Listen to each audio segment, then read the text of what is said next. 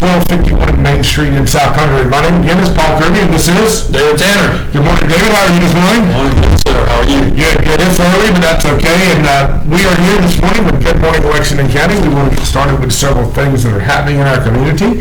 We're going to bring you up to date on news and weather, and also keep you up to date on traffic. And then we'll have some guests this morning. We have several guests coming in. Got some singers today? We do have some singers coming in today. We actually have Hayden coming in, who is a singer who sings Christian music. He will be here at 7, and at 7:45, I believe that Dene Crepes will be here. And Dene Crepes is the Director of Elections for Lexington County. And he's going to be talking to us about how you can absentee vote in the upcoming primary election, because of the fact that the primary is happening right in the middle of vacation season. So that will be at 7:45, and then at 8 o'clock, Glenn Ross, who is running for Coroner in Lexington County, will also be here. So we have a busy morning, David. Tell you what, I think we're going to start off with a little singing, and then get into politics, and then get into a coroner's race. That's quite a mix there. That's exactly right. You know, that is. It's quite a mix this morning, and there's not a whole lot happening in the traffic area. There was a wreck earlier this morning, a hit-and-run accident near Backman Drive and Laurel off of Platte Spring. That's over in the Red Bank community. That happened pretty early this morning, and that has been cleared up. Our weather's great. Absolutely wonderful. It's clear and 65 degrees, and it's climbing to a high of 89 today with mostly sunny and warm. Tonight, May the 25th, low, partly cloudy, a low of 64. Tomorrow, 88 degrees again. Going to be sunny and hot.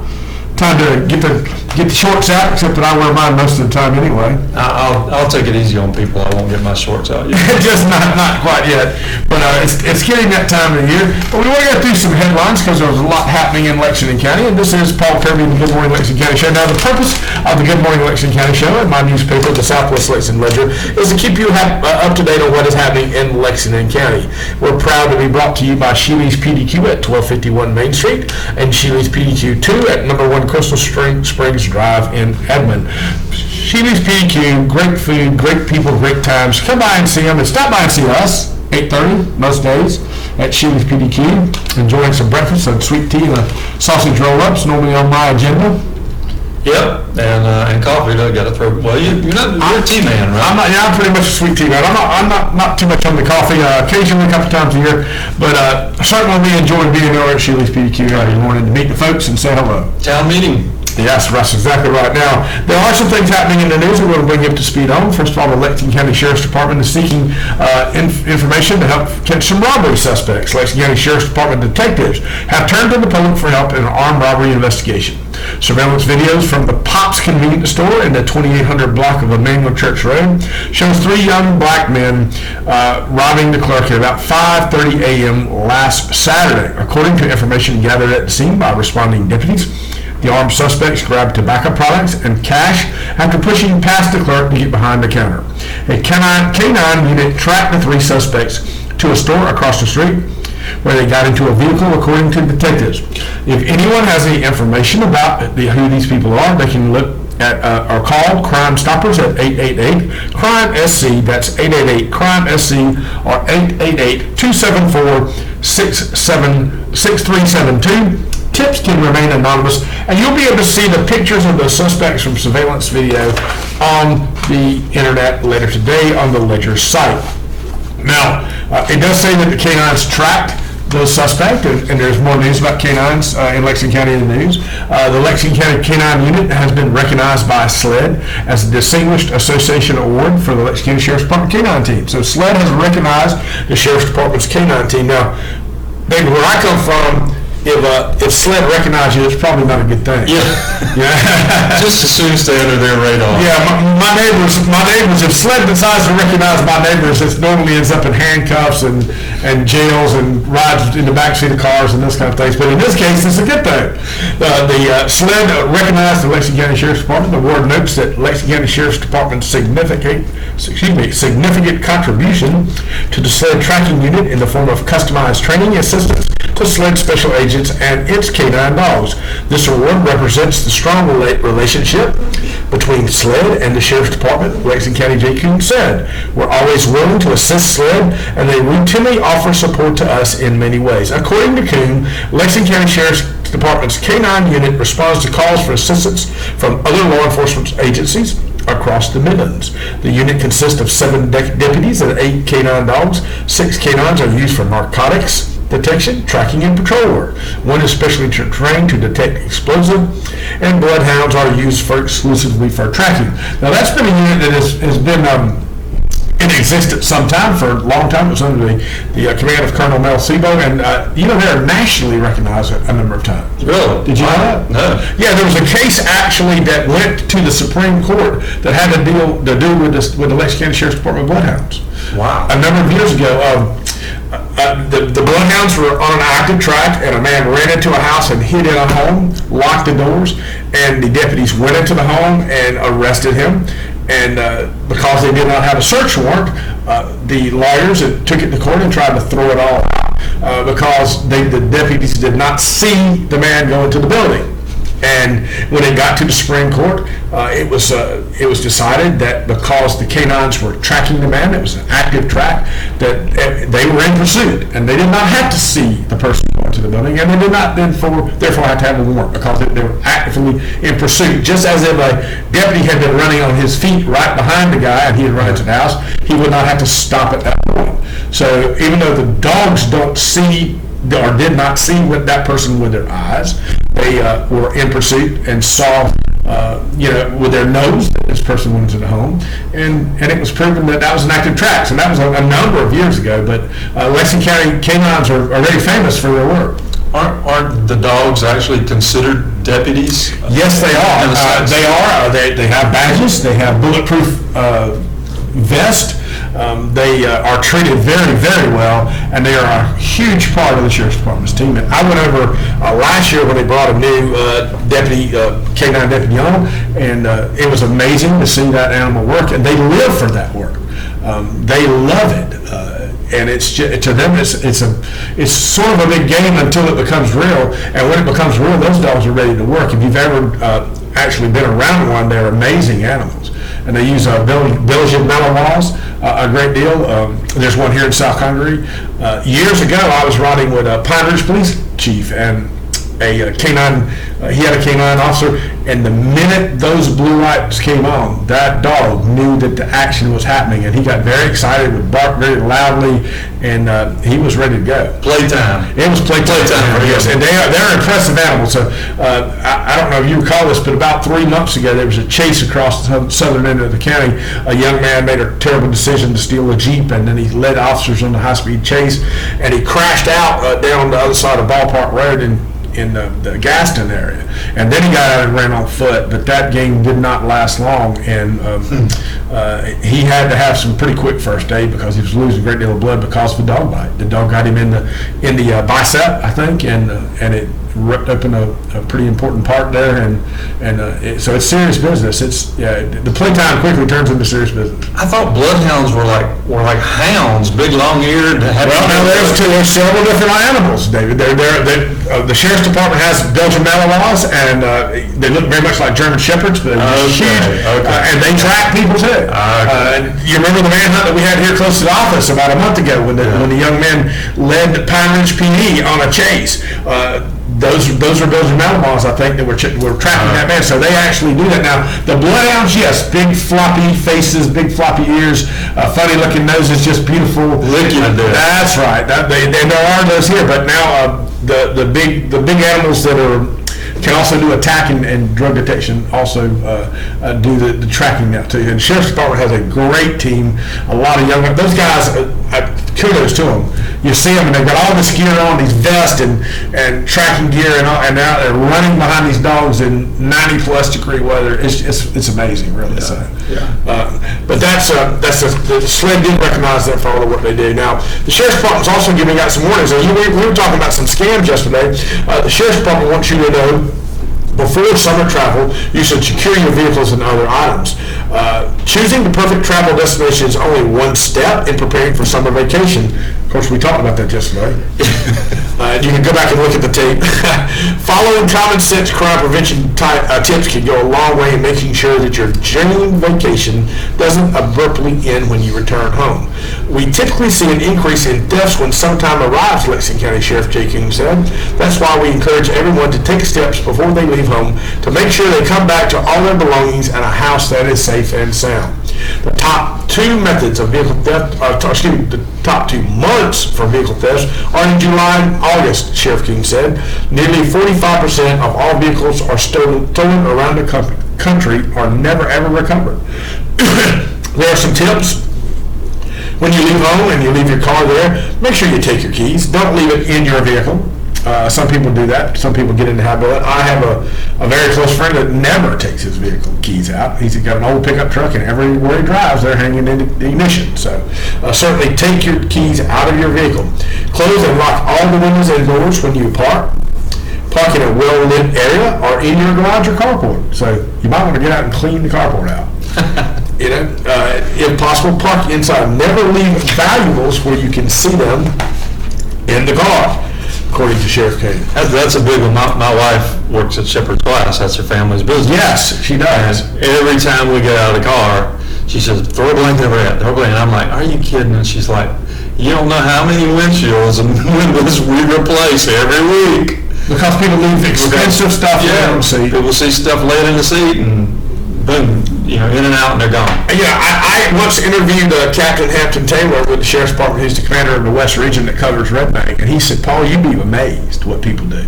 He said, we had a man that had a pistol in an unlocked glove box in an unlocked car in Red Bank, and we took that report because his pistol got stolen, and 6 weeks later, we went back and did that again.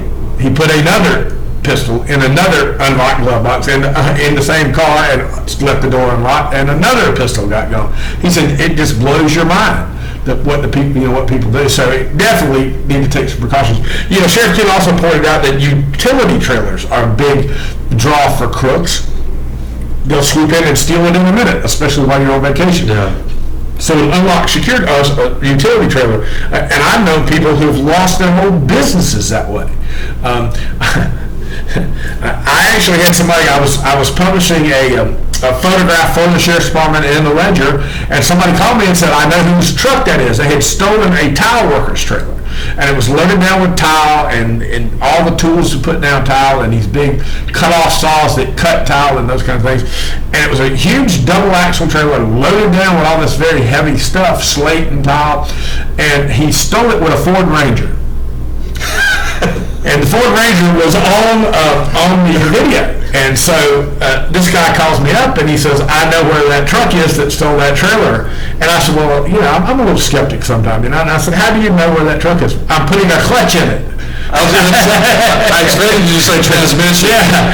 He said, I'm putting a clutch in it right now. You burn the clutch up. Pulling that trailer with the Ford Ranger. Yeah. But, Sheriff Kim says that utility trailers are easy to steal and they're not secured. And at a minimum, we advise you to lock the hitches. That deters the people from just driving off conveniently with them. And another thing that Hamp Taylor pointed out to me was mark your trailer. So many people don't have a title for a trailer. And they'll say, well, the guy over here, I saw my trailer. I know it's my trailer. It's my trailer.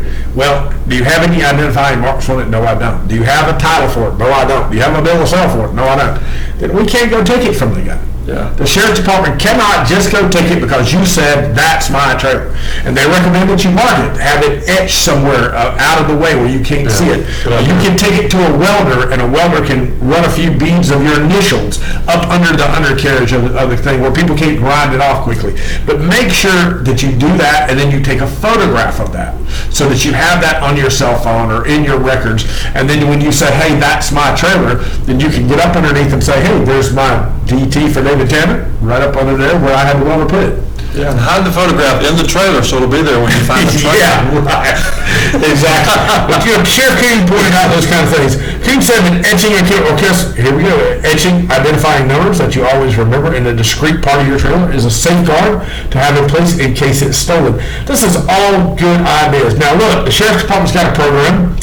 They want you to let them know if you're going to be away from home, and you can be part of their project property check, so the deputies will come by at least once every 24 hours and check your home while you're gone, which is a great idea. Yeah. And that's a free service that the sheriff's department provides. They'll go by and check out your stuff to make sure it's there.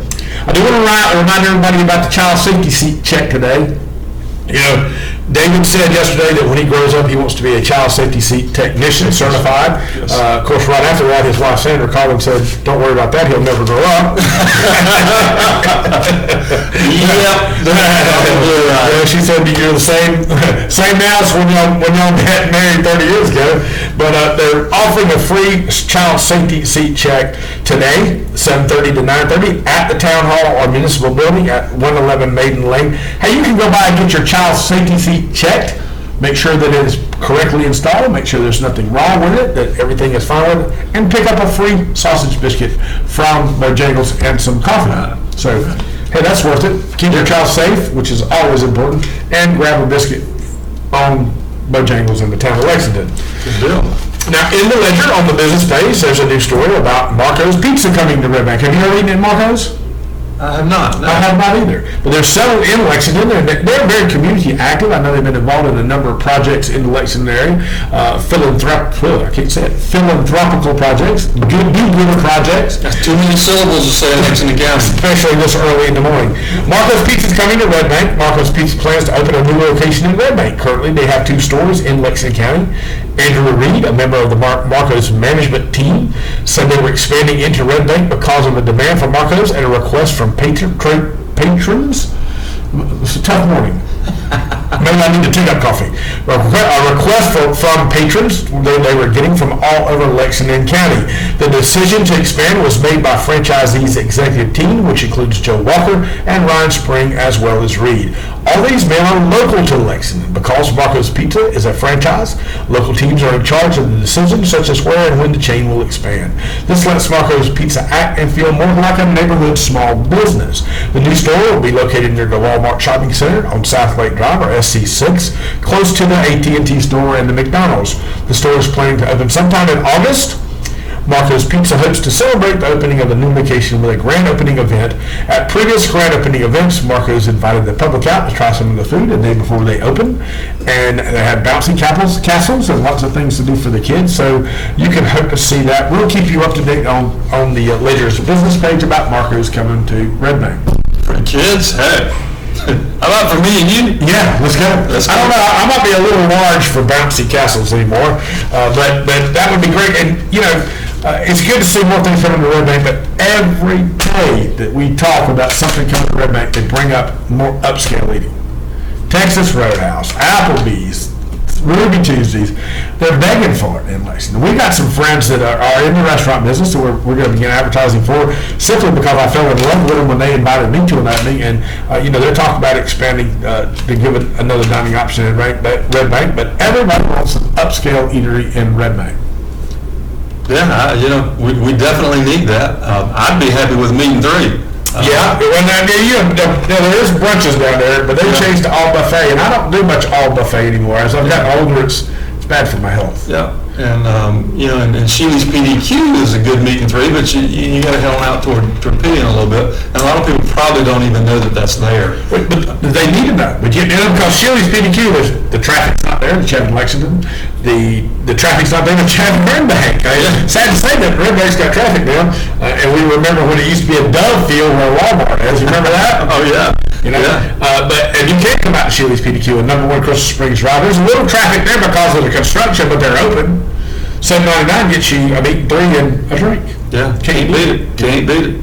Can't beat it. And I believe that it may be pork chop day today, or roast over rice, but whichever is great. Yeah. And you can always get a hamburger steak, and those are wonderful too. So, and of course a lot of different staples as well. But we love Sheely's PDQ, but we would like to see more upscale coming to the Red Bank area, and people talk about that all the time. Now there's a European grocery store eyeing Lexington.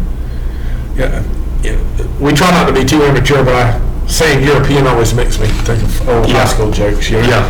But there is a European a grocer that is looking at the Lexington area. Lidl, a German-based chain, has submitted plans for 2 locations. And one of them is in Lexington. Lidl operates nearly 10,000 stores in 26 countries, offering traditional grocery staples like fresh meat, produce, and bakery items, as well as a wide selection of household goods. That's a little different. Yeah. Lidl's reps plans to set up shop at 5200 Sunset Boulevard in Lexington. This grocery store will replace the existing JT's car dealership, which is relocating down to the old Corleyville Lumber location. You've seen that building? It's about finished. JT's? Yeah. That's what's going there, the old Corleyville Lumber location, and the grocery store will be close to the Aldi's and the Walgreens there. Now, see, Aldi's is a little different too. It's a little different shopping experience. You have to bring your own grocery bags. You have to rent your cart. I think it's a quarter or something, but it's a different shopping experience. But early site plans submitted to the town last week calls for a 36,000 square foot facility. So, that's a pretty nice sized building. But we're gonna maybe get a European grocer in Lexington. And again, that brings back those old European jokes, but I'm pretty sure they'll be located on the other side of 20. that is the other side of 20. All the way on the southwest Lexington. We sit crept across 20 and across 26. We seem to be covering the south end of Lexington more and more and more, but it's something that certainly is of interest to us all. So we're going to have to clean our act up a little bit. But we can't be too southern, and by that I don't mean southern as in below the Mason-Dixon. I mean southern as in below Lake Murray, below I-20. We're about as southern as you can get. That's definitely something we're going to have to watch, because we don't want to offend our northern neighbors on the other side of the lake. And we're not saying that tongue in cheek. That's literally it's a different world. I grew up there. You knew that, didn't you? Oh, yeah. I graduated Chapin High School, went to Chapin schools, went to the technical school at Irmo High School for a number of years, and loved the people there. My brother and his wife and beautiful children still up there. My nephew is the youth pastor, or one of the youth pastors at Chapin Baptist Church. Did you know that? I did. Yeah, he's a great young man, Newberry graduate. My mom was a Newberry graduate, and simply does an amazing job of, that kind of church has changed, David. Really has. It's changed. He's tweeting constantly to the young people in his youth group, and you see that all day long. Facebook messages and tweets and invitations to come to small groups, and it's changed a lot. Yeah, Jonathan said something yesterday that we talked about after we went off the air. He talked about they'll have youth functions at West Columbia Church, and they won't have a devotion, they won't talk about Jesus, they won't do anything. It's just a fun time. And, a lot of old timers have a problem with that, but I don't. And I'll tell you why I don't. Because these kids, you got to win their trust. You've got to become their friend, and then you earn the right to speak into their life. And so instead of going in and beating somebody over the head with the Bible and saying, let me teach you something, you're just there being a friend to them. You're just there giving them an outlet. And then when they have a crisis in their life and they've got a question about something, guess who they're going to come to and ask for the answer? Okay? And I think that's why the New Testament says, always be ready to give an answer for the hope that's within you. Well, that verse implies somebody's asking you a question. And the only way somebody's going to ask you a question is if you've been sowing into their life. So I think that's a great way of handling ministry, is earn the right to speak into somebody's life. So again, that youth pastor you're talking about, your nephew, he's tweeting and he's involved in their lives. He constantly is. Yes, and he's very involved in it. And the thing about it is, again, you're modeling a Christian walk. It's not that you're pounding them over the head with a Bible, preaching and spitting and waving the flag. It's that you're modeling a Christian walk, and that's important. And I think we've all found out in our families and with our children, we both have children, that you can preach and give sermons and stern talks and fuss and raise Cain, but modeling a good walk is always a better way to do it, because I give a pretty good stern talk when I need to, but they rarely get anywhere. It sounds impressive to me, but to a teenager, you ever hear that old the Charlie Brown cartoons when they have somebody on there and she's going, whoa, whoa, whoa, whoa, whoa. I think that's what my stern talks sound like to a teenager. So you're exactly right. It's important. But we have to stop and pay a few bills. But we're going to get back into these subjects. We want to find out what's in the Christian Daily here in just a moment. But we're going to talk about some of our sponsors. In fact, one of our great friends and good sponsors is Kyle Taylor at New Horizon Fitness Center, 1741 Southbound Road in Swansea. Now that's big city training at a small town attention. Kyle is a great young man, 24 years old, beautiful gym, well kept, great looking place outside. That always helps, don't you think? Yeah, absolutely. Attractive curb appeal. Absolutely. And when you go up there, the grass is well maintained, the sidewalks are edged, there's roses out front that are beautiful, the sign is there where you can see it, and it's the same way inside. You walk inside, it smells clean, you don't get this overwhelming gym aroma that you get sometimes. And you know, we've been in those gyms for a while. It smells like a locker room. Reminds you of being back in the locker room in high school after football practice. That's right. And it's not that way. It's clean, it's well kept, it's well lit. There's free weights, modern weight training machines, modern cardio machines. Of course, he does karate there too for people of all ages. I've seen young children there, and I've seen grandparents there doing karate. So that's a great way to stay fit, maintain balance and health. There's also personal trainers. Luke and Kyle are both personal trainers. You can go in there and do team training. There's also buddy packages. If you have a friend and you both want to get fit together, you can sign up for a buddy package. It's a reduced rate, and it gives you an opportunity to go in there and work out together to support each other. That's important. Yeah, that's a good idea. You know, you do it by yourself, in 2 weeks, you're not doing it. You're done. But if you got a buddy pushing you, you got a shot. And there's also no contracts. You need to go by and see him while struggling to get in shape at a big corporate gym in a town where you feel like everyone is watching you. At New Horizons in Swansea, we take your quest for fitness personally. Your fitness is our business. Call them at 803-568-3488. That's New Horizon Fitness, 1741 Southbound Road in Swansea. Now, we do want to keep telling you about Kids Camp. Kids Camp is great. My kids have gone a number of years. It's free. That's right in my price range. Yeah, I think I can handle that. You probably can handle free. Kids Camp is for children, and it's June the 13th to the 17th, 6:30 to 9 p.m. each night. A free meal. They've even got bus transportation. You send your kids. It's right here in South Congaree at the Equestrian Arena. They go by. They enjoy music, singing, a lot of games. There's normally a famous camel there named Abraham, and he's probably the most famous camel in Lexington County. Yeah, I thought it was the only camel, but you corrected me. Yes, Clifford and Margaret Fisher now own a second camel, but Abraham is a very, very famous camel, and Abraham is there. There's horses to ride often, and ponies, and there's a lot of things to do. And the kids learn about Christ, and a tremendous number of kids each year give their lives to Christ and are saved, and that's the beginning of a walk. Yeah. And the neat thing, and I say that in all seriousness, Zach Henderson's going to be here again tomorrow, who is very, very instrumental in bringing Kids Camp to South Congaree. But Zach's going to tell kids that is the beginning. That, you know, once you take Jesus and accept him into your life, that it's not the end. It's just the beginning. And they're going to tell you how you can get hooked up with a church so that you can continue your walk. So that's going on this June, and Zach will be here to tell us more about that tomorrow. But you do have to register for Kids Camp, and you can register online at sckidscamp.com, and that's SC Kids Camp, and camp has got a K in it, kidscamp.com. Again, June the 13th through the 17th. Register online today. Now, I went over to Whiteville Family Wellness the other day. Stopped by and saw Dr. David and Robin and the great folks over there. That's a fun place to go in.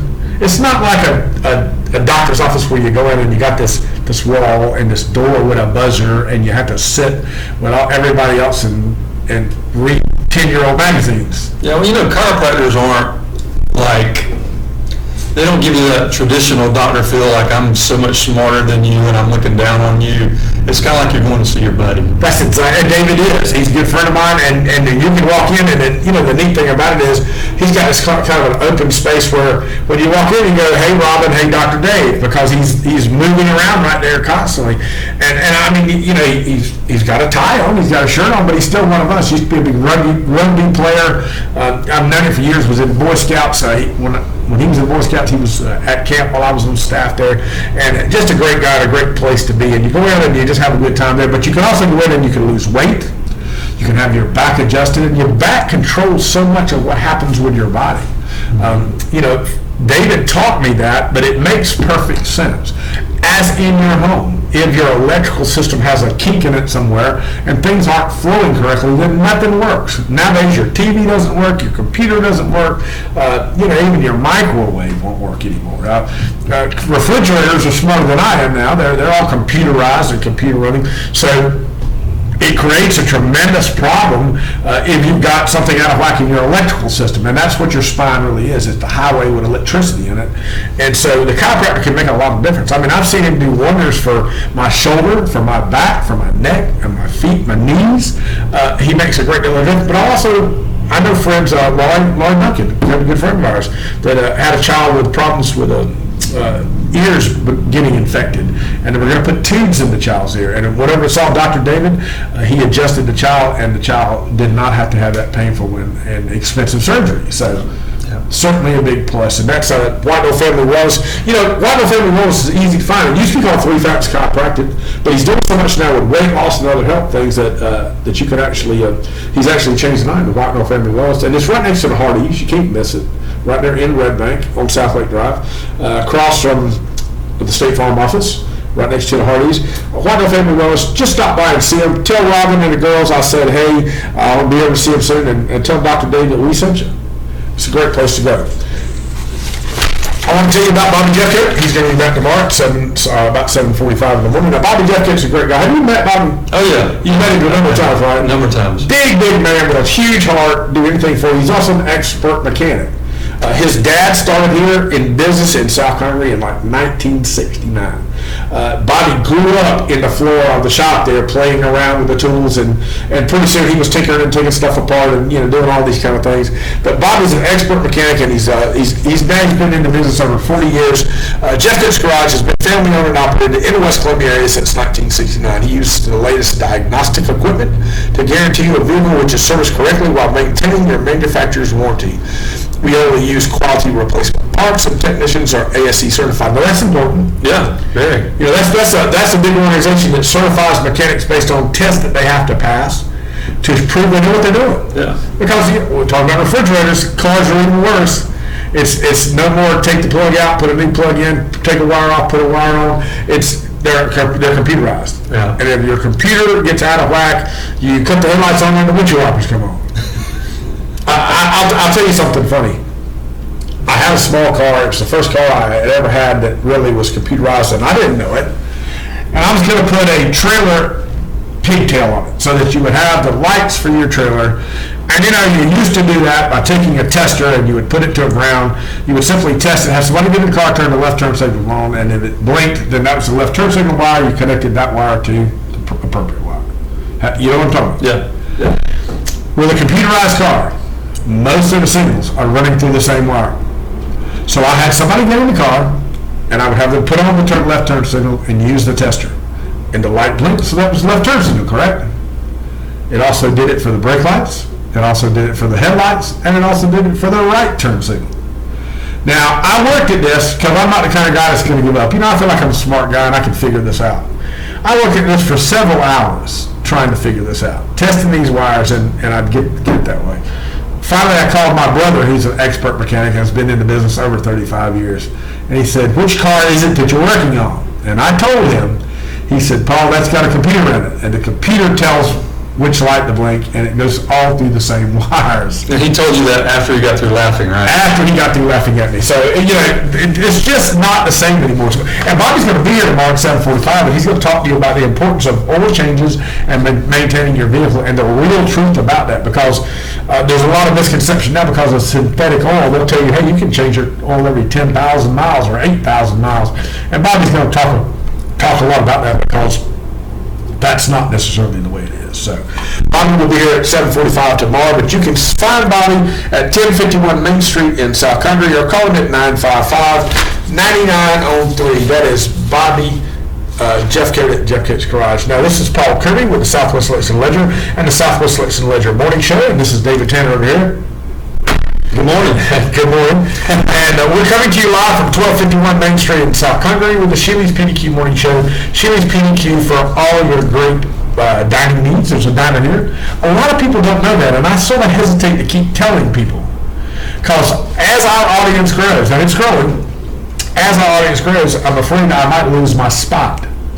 And those are kind of at a premium. Yeah. About the 8:30 crowd is pretty full over there. It's pretty full over there, and the round tables are really sort of, I won't say those seats are sold, but there's a crowd that have bought those with age and respect. Right. And you have to be careful pushing into that round table because it's sort of a premium spot. It's like this wall back here.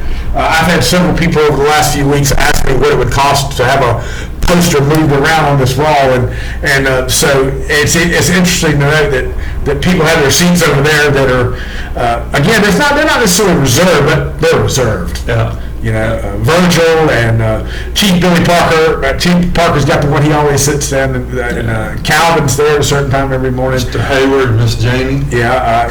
Mr. Sturkey, you see Mr. Sturkey over there pretty regular.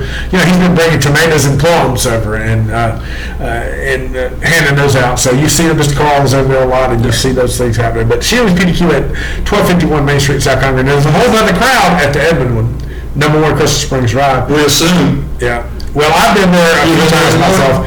That's more my Saturday stop because it's closer to my house. But there's a whole different crowd up there. A lot of police officers and firemen and EMTs up there. You see that? Yeah, I saw Ben Spence up there one day. I bet you know Ben. I know Ben Spence. I double dated with Ben when we were in high school. I was at Chapin, and he was dating the police chief of Chapin's daughter for a little while in high school, so we double dated. But it's a great place to eat. Now, you know, we've got to tell people about Saturday, the 28th. Here at Shealy's PDQ at 1251 Main Street in South Congress. Big open house for the Ledger, 11 to 2. A lot happening. There's going to be free food. Hayden Christians, who's going to be here in just a little while, he will be here, as well as several other people, and they will be coming in and talking, free music and free food and hot dogs and drinks and shirts and stuff to give away, a wagon and a cooler and, man, just all kinds of stuff. Some gift certificates from New Horizon and Jeff Gibbs Garage for an oil change. So we've got all of these kind of things happening, and that's this weekend, and it's all free right here at Shealy's PDQ in South Congaree, starting at 11 and going to 2. Now, what happens in one, David? You remember? Tell me you remember. Beard contest? A beard contest, that's right. Yeah, I was thinking, I didn't know you were going there, but I was thinking if there's any single guys out there that are looking for a woman, they'll be here at 1 o'clock. We got a beard contest. Yeah, and there'll be some women showing up to be in that beard contest. So not to watch, to be in it. Yeah, to be in it. Yeah, because the beard contest has a plaque for each division, and there are 3 divisions. There's a men's division, a women's division, and a child's division. Now, men's got to be real. Right. That's important because everything's got to have rules. We have anarchy in our society without rules, right? So the men's division, you got to have a real beard.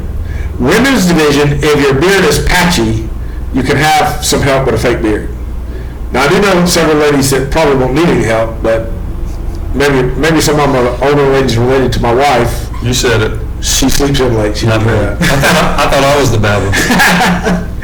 But the ladies can have a fake beard, and the children can have a fake beard, but now there are rules for the children's division. If they're over 6 foot tall, and they weigh over 255 pounds, and they have a full beard, we need to see a birth certificate to make sure you're not cheating. You really are a child. And there are prizes. There's a plaque for each division for the Southwest Election Letters Best Beard in the South. It's sponsored by Lexington Barbershop. Have you ever met those ladies? No. You need to go. They're great people. They groom some of the most famous faces in Lexington County. Steve McDougal, the mayor of Lexington, goes up there and has his goatee trimmed because they're just beard experts. They go up there. I won't say that my beard's one of the most famous in Lexington County, but people know me by my beard. Yep. And you go in there and you get your beard trimmed up and you're looking good, and you can come down and enter the contest on Saturday. They're actually going to be the judges, so there's no bias here. Haven't paid them. In fact, they're the sponsors of the thing. There's going to be some prizes. There'll be a cash prize for guys. Ladies and children, there'll be some other things that you can win, and it's all sponsored by Lexington Barber and Style. And just going to be a great lot of fun. And that's 1 o'clock on Saturday. So come by between 11 and 2 and enjoy the fun day. You can tour the Ledger Studio.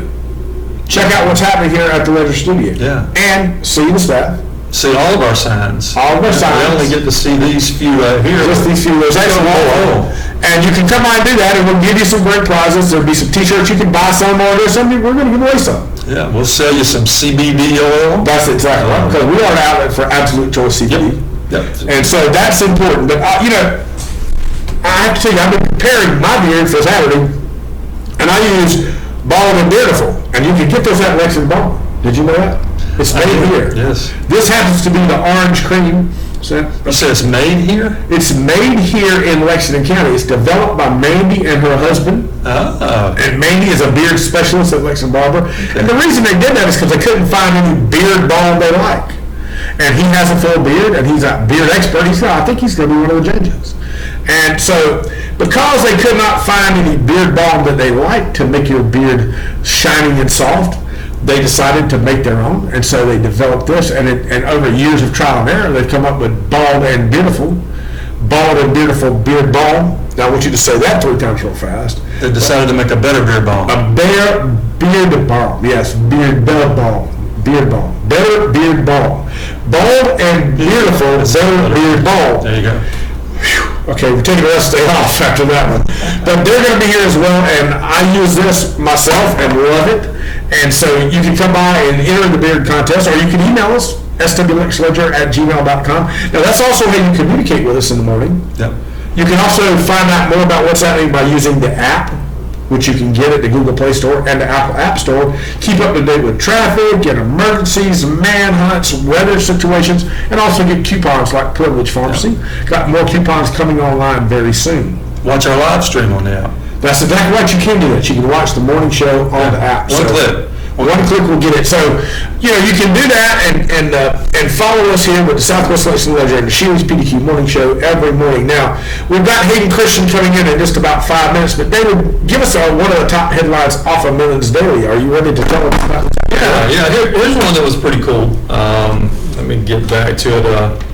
And you're going to laugh, because we started doing this early morning show, which is kind of new territory for me. I didn't realize people actually were on the road at 5:30 in the morning. But top 7 benefits of waking up early. Now, you probably know this, but... yeah, I get up at 3. Yeah, and so you're I see somebody at 3 o'clock, I'm wondering why they're up so late. I'm not thinking they just got up. Waking up early, there's 7 benefits. So the first one we'll talk about right now is waking up early helps you sustain a healthier diet. And I read that, and I'm like, okay. But as I got to read it, it made sense. It said, often late snoozers tend to skip breakfast because they try to get in every last wink of sleep and skip breakfast. Skipping breakfast is a bad idea because your body needs those nutrients in the morning for energy and focus. Your body's been on a fast all night long. Again, common sense. Sure. But you don't think about it. And you need to break the fast with some healthy food. When you decide to skip your AM meal, your body goes into starvation mode, so the next time you actually eat something, you're more likely to overeat and crave unhealthy foods. Eating breakfast is also foundational for building healthy eating habits and makes you less likely to eat junk food the rest of the day. Well, that's interesting, because I get up very early to do the Sheely's PDQ Morning Show, and then at 8:30 I go over religiously and have my Sheely's PDQ breakfast. Yep. And I normally have the same thing. I eat some tomato slices, and I eat a sausage roll-up. So that's supposed to make me a healthy eater. So if I eat at Sheely's PDQ for breakfast, I'm doing the right thing. Okay. Okay. That wasn't an agreement. That was an affirmation. That was okay. You're the boss. Yeah. It's your show. But I do try to eat healthier now in this part of my life. The tomatoes are good. Yeah, and the tomatoes are great. Yeah. And, good for you, I mean. that's all right. Except that I like to cover them up with black pepper, as you've probably noticed. Yeah. My tomatoes look like they have a heavy dose of the freckles. Yeah. But I do enjoy eating breakfast, and I do get up very early, and I seem to feel better till about 6 o'clock. Yeah. From 3 a.m. to 6 is getting pretty tough. 6 p.m. is kind of my limit. Your body actually syncs with the sun. Your body knows, based on when the sun comes up and goes down, when it's supposed to go into certain modes. That's also why, you read the Bible, it talks about getting up early in the morning. Best time to pray is early in the morning. That's because your mind actually, when you sleep, your brain waves go from short to long brain waves. And so when you just first get up, they're called theta waves. When you first get up, you're still in that theta wave stage, and your brain is more susceptible. So you're better able to learn and teach yourself new things early in the morning. And that's what David said in the Psalms early in the morning while I praise you. New Testament talks about renewing your mind. That's how you do it. So these late risers are really doing the wrong thing. They're really doing the wrong thing because, again, you like this says, you're not going to eat as healthy. You're not going to feel as good. You get up at 10 o'clock and you do your prayer and your Bible study or whatever your routine is. It's not going to sink in as good because your body's already in that daytime state. It's 10 o'clock. It's been light for 4 hours. So just because you just woke up consciously, your body doesn't know that. Your body's already been in daytime mode, when it was time to get up. So when I tell Abby, who's not an early riser and struggles to be here at 8:30, when I tell Abby that at 11 o'clock that she's missed half the day, I'm not wrong. No, you're not wrong. And see, her body knows that. Her body knows that. And if we would change our cycles, and if we would just get in agreement with the way we were created, life would be so much easier. But, that requires discipline, and that's something that's, I don't know about for you, but that's hard for me, man. I hate that word discipline. Yeah, it's hard. Tough. It's tough, but it does take discipline to get up. I mean, at 3 a.m., my body is still saying, hey, I want to be lazy and stay in the bed. Yeah. But I have to make myself do that. But it's interesting because my body has gotten into the habit of it now. And if I sleep much past 3, then I begin to wake up and I have to get up. It makes it tough to go on vacation with your family. Because I'm up at 3 a.m. And do you know Steve Cochran? Have you ever met Steve? No. Good friend of mine. He's one of our advertisers, Captain D's in Lexington. Steve's done that for years. I mean, he's a 3:30 a.m. guy every day. And, I mean, his body's just so used to it. And I asked when they just went to Las Vegas. They had a daughter that did great in college, I think it was, and they had been saying, if you do the right thing, if you maintain your grades, if you do it, we'll take you on a great trip. They took her out to Las Vegas to enjoy the sights. And, Las Vegas has really become kind of a family destination now. It's not just go out and gamble. And so I asked Debbie, I said, well, what does Steve do? He gets up at 3:30 every morning. How do you go on vacation with him? She said Steve gets up. He wanders out of the room, goes downstairs, finds something to do. There's still people to talk to in Las Vegas at 3:30 in the morning that haven't gone to bed yet. Right. And he goes down and he enjoys that. And then about 6:30 or 7, he comes back up and he'll, we have some breakfast or things like that. But he just works it out just like I do. There are times I get up and I read on vacation, which I don't get to do it as much anymore. Right. And people think I sit and look at Facebook all day. That's kind of funny. Because I don't. We use an automatic poster that posts stuff all day long. So there's, I have to make myself find a way to recreate at 3 o'clock in the morning when I'm on vacation. I get up and read, or I like to just sit on the balcony at the beach and listen to the birds. I'm listening to waves crashing. You're at the beach. And so you find a way to make yourself, I don't use the word meditate because I'm not sitting doing that traditional meditation thing, but that's what I'm doing. Yeah. Meditating with God, praying. I pray in the morning, get my thoughts together, try to get my mind slowed down when I'm on vacation. That's tough. My mind races, and I think yours do too. You've been diagnosed with ADHD, and so your mind races from subject to subject. Mine does that. I just never been diagnosed. Right. So I try to slow down and make things easier, but to me, early morning's a beautiful time of the day. It really is. It really is. And we're created that way, so go with the flow. Because God's clock was the sun. Yeah. We just made alarm clocks, and we made phones with alarms on them, but God's clock was the sun. You got up when the sun came up, you went to bed when the sun came down. Is that correct? Yeah, and if you go back and read Genesis carefully, light was created before the sun and the moon. So the sun and the moon aren't there for light. They're there for telling time. So, like you just said, they're the clock. They're our guides for what part of the day, what cycle we need to be in. And again, if we go with it, it makes life a lot easier. Yeah. And it's interesting. The first clocks were sundials. Yeah. So the sun was that important. So it's definitely something that we'll continue to talk about. But look, there is a fire. A car fire in a 2000 block of North Lake Drive. That's very near Irmo's North Lake Station, close to the Lake Murray Dam. That's North Lake Drive, which is actually SC6 between the dam and Ballantyne is that portion of North Lake in there, and there's a car fire, and Irmo Fire District is responding to that. So we ask that you use caution in that area. Watch for the firefighters, watch for the fire trucks. It is illegal in almost every state to run over a fire hose. So you cannot be in such of a hurry that you would run over a fire hose if they have to pull hoses off the truck. And it is important that if you're approached by or overtaken by a fire truck or emergency vehicle of any kind, showing there's lights and sirens, that you pull to the right and come to a complete stop till they are clear. You know the reason for that? No. It's easier for a fire truck driver, an ambulance driver, a police officer, and they're going to be mad for me saying that because they're not ambulance drivers, they're EMTs and paramedics, and firefighters are not fire truck drivers. You have chauffeurs or engineers that drive trucks. They're very highly trained people. But it's easier for them to maneuver around you if you're sitting still and you're not a moving obstacle. Gotcha. And a moving obstacle is very, very difficult to maneuver around because you just don't know what somebody's going to do next. Right. So you pull to the right. The law says you pull to the right, you come to a complete stop. And if you go over a fire hose, especially a supply hose, you can damage your car.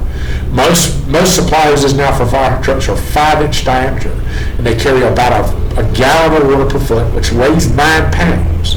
Around 9 pounds for a gallon of water. So you're talking about a lot of water in a hose. If you got 1,000 foot of hose out on the ground, which most fire trucks carry about 1,000 foot of supply hose, you have that hose on the ground, you got 9,000 pounds. You can't just pick it up and move it out the road. And if you drive over something that's 5 inches in diameter and it's full of water, it's very solid, and you can damage your car. Plus get a ticket for driving over the hose.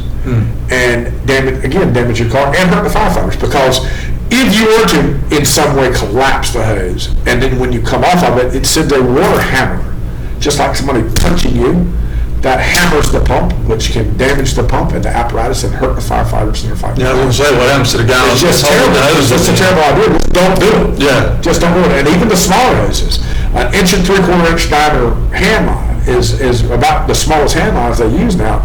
And if you were to run over that, and when you come off of it, it sends that hammer, it can injure that nozzle, it can break that nozzle, it can hurt those firefighters and endanger them. So it's just, it's just a terrible idea. You see, that's such common sense, but I've never stopped to think about that. I mean, that's need to know information. And and people think, well, I'm in a hurry.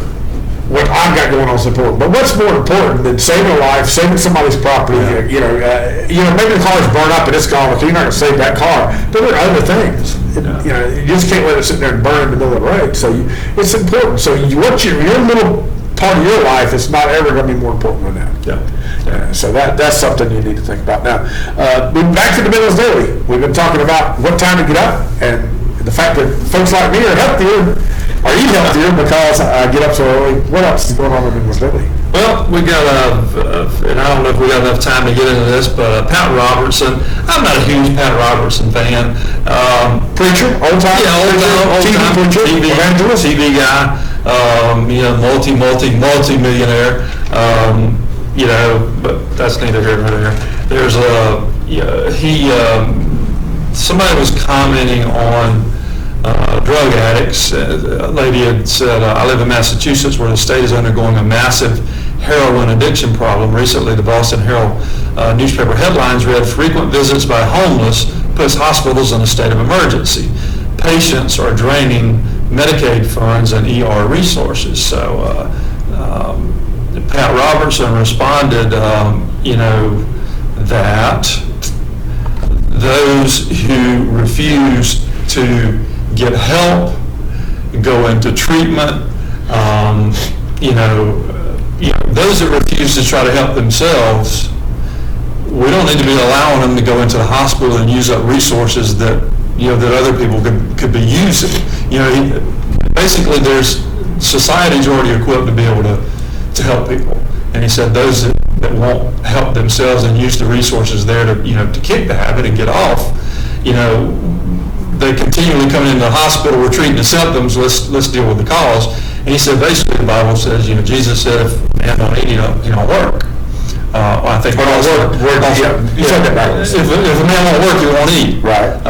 That's kind of tough love. So Pat just repeated that, and he said, look, if these people won't help themselves, it's not society's obligation, to let them come in and crowd our ERs and That opens up a huge can of worms. Yeah. It really does. Several things come to mind. First of all, he might be talking about where he is. Yeah. But I have dealt with people that I love who have addictions, and finding real help for them is real hard. Okay.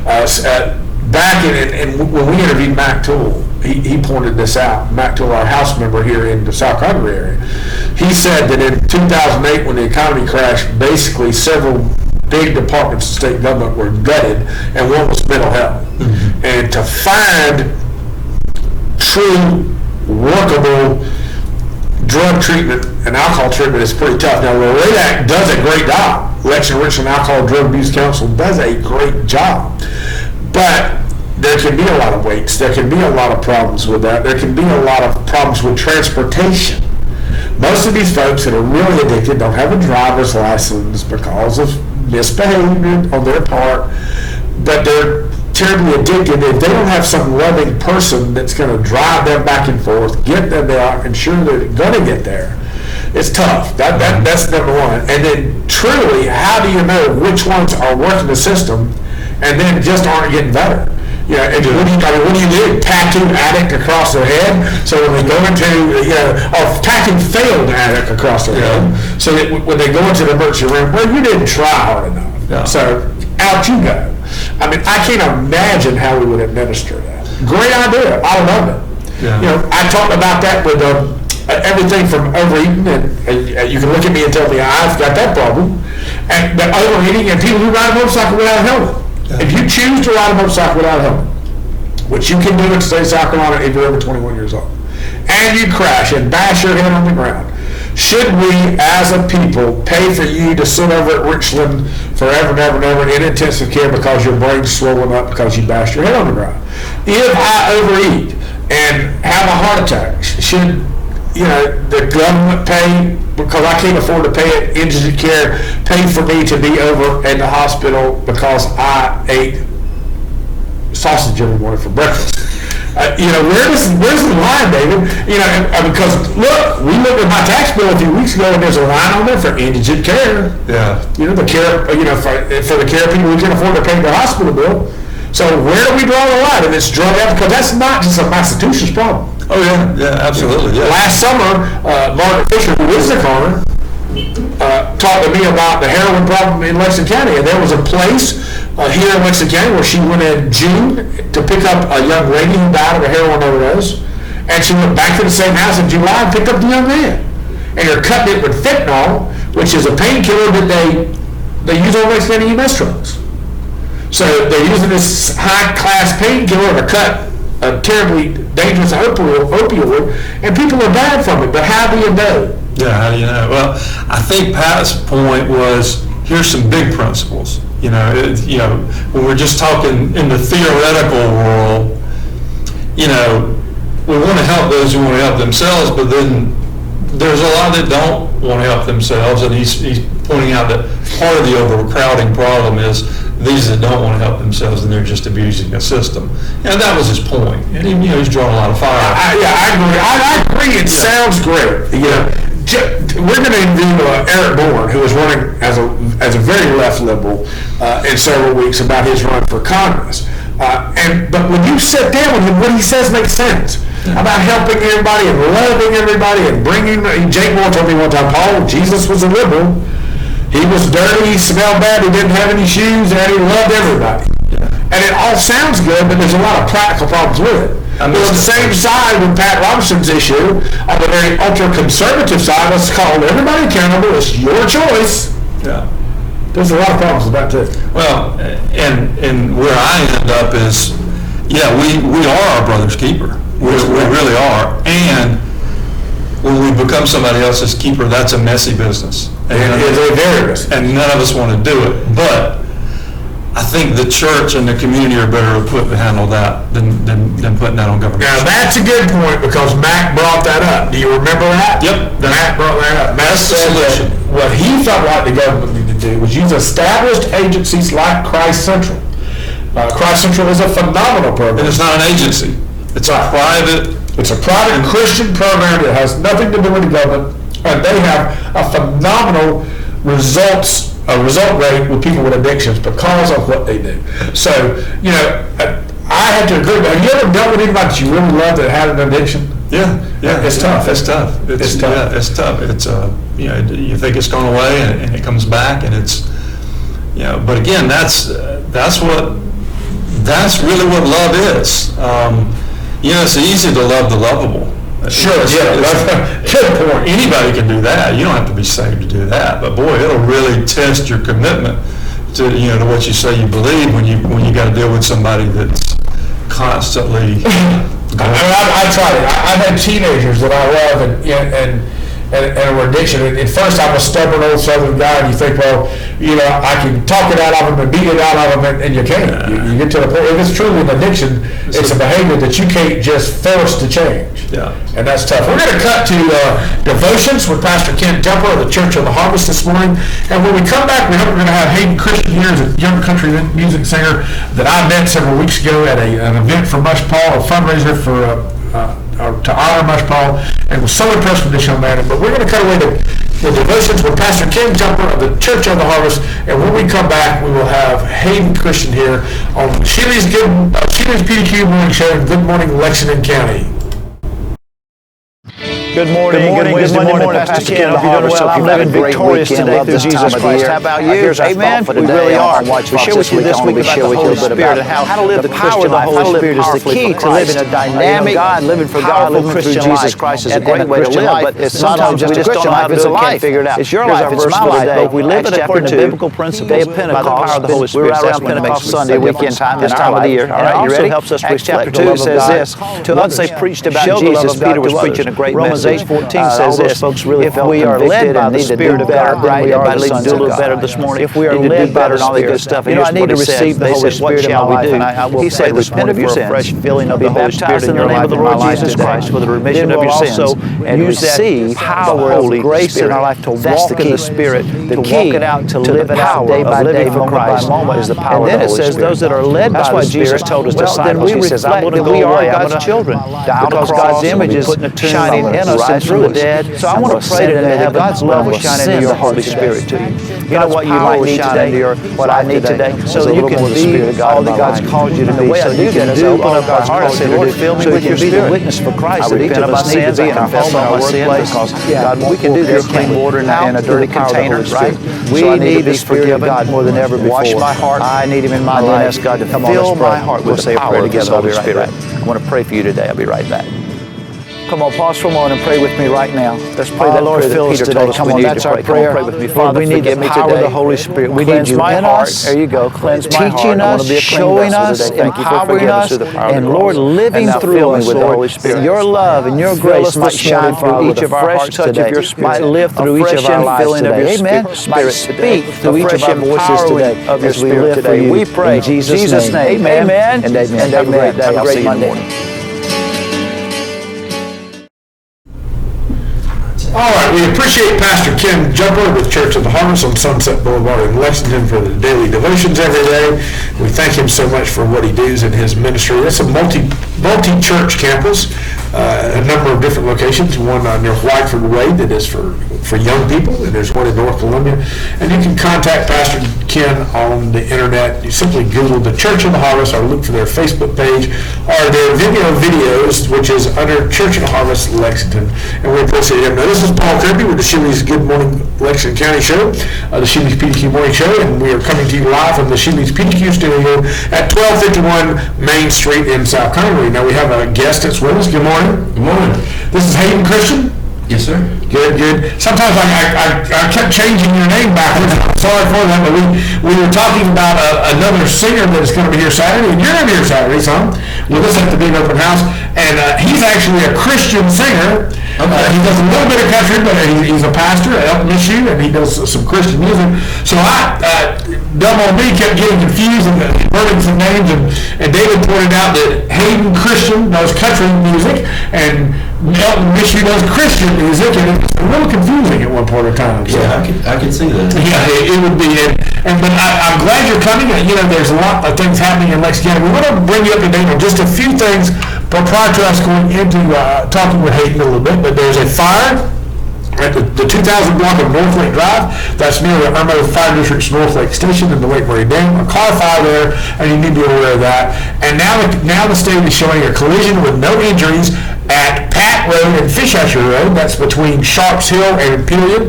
And we want to be careful with that. Continue to watch for the emergency responders and the people that are in the room, and also pray for the people involved. We always want to remember to do that as well. Now, the weather today is beautiful. It's absolutely beautiful. Hayden, it's going to be hot. Oh, it's going to be hot. And I understand you work outside. I do landscaping. You do landscaping. Well, guess what? It's going to be 89 degrees, and I think this is just a preview of what the summer is going to be like. Oh yeah, it don't get hot till at least June. That's exactly right, but 89 degrees, mostly sunny today, a low of 64 tonight with just a little bit of clouds, and tomorrow, again, a matching temperature of about a high of 88 degrees. So we're looking for that today, but gorgeous weather. I got a pool, so I guess that works out. It's about that time. That's definitely the place to be. That's exactly right. Now listen, we've got another guest coming in at 8 o'clock. Will be Glenn Ross, and Glenn Ross is running for Lexington County Coroner. We're going to talk with Glenn about that race, and we're going to be with you every morning, 6 to 8:30, 5 days a week, coming to you live from the Sheely's PDQ studio at 1251 Main Street. Now, hey, before we get started, I have to tell you, Saturday, 11 to 2, we're having an open house to christen the Rangers office and studio here. First time you ever been here? This is the first time. It's a neat little office. It kind of works out. It's a great studio. A nice place to be right here on Main Street in South Congress. You can see the world pass by. Oh, yeah. But I'll tell you something exciting, because you're a bearded guy. And there's a beard contest. 1 o'clock. 1 o'clock Saturday, we're having a beard contest. The best beard in the South. It's the first annual. We're having it every year. There's a plaque for each category. Did you know there were 3 categories? I had no idea. Yes, there is. So tell all your friends, especially your bearded lady friends, there's actually a men's division, a ladies division, and a children's division. Now, in the men's division, you got to have a real beard, as do you and I. But in the ladies division, if theirs is a little bit patchy, they can help fill it in with a fake one. And they're actually going to win a plaque as well. There's a ladies division plaque. And then there's a children's division. Now, there are some rules, because without rules there'll be anarchy, and the rules are that a child that wants to enter that is over 6 foot tall and weighs over 255 pounds and has a full beard needs to show us a birth certificate to make sure they're still really a child. Don't you think that would be important? I do. I think that'd be very important. Yeah, and the good folks up at Lexington Barber are sponsoring the beard contest. There's a cash prize for men. Well, cool. I know you got to get out kind of early. I think you're going to be 12 to 1 on Saturday. Is that right? Or is it 11 to 12? I believe it's 12 to 1. I believe it is. So 1 o'clock is going to be the beard contest.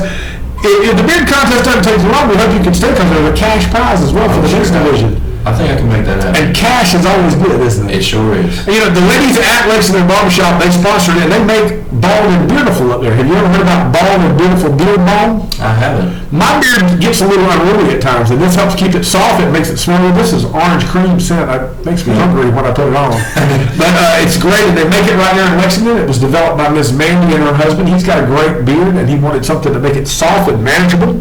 And so they developed it, and they sell it right there at Lexington Barbershop. That's Bald and Beautiful Beard Balm. That's tough to say. Say that 5 times fast. Yeah, could you work it into a song? The Bald and Beautiful song. But they're going to also give away some of this, I think, Saturday. So whoever wins, are you going to try to enter?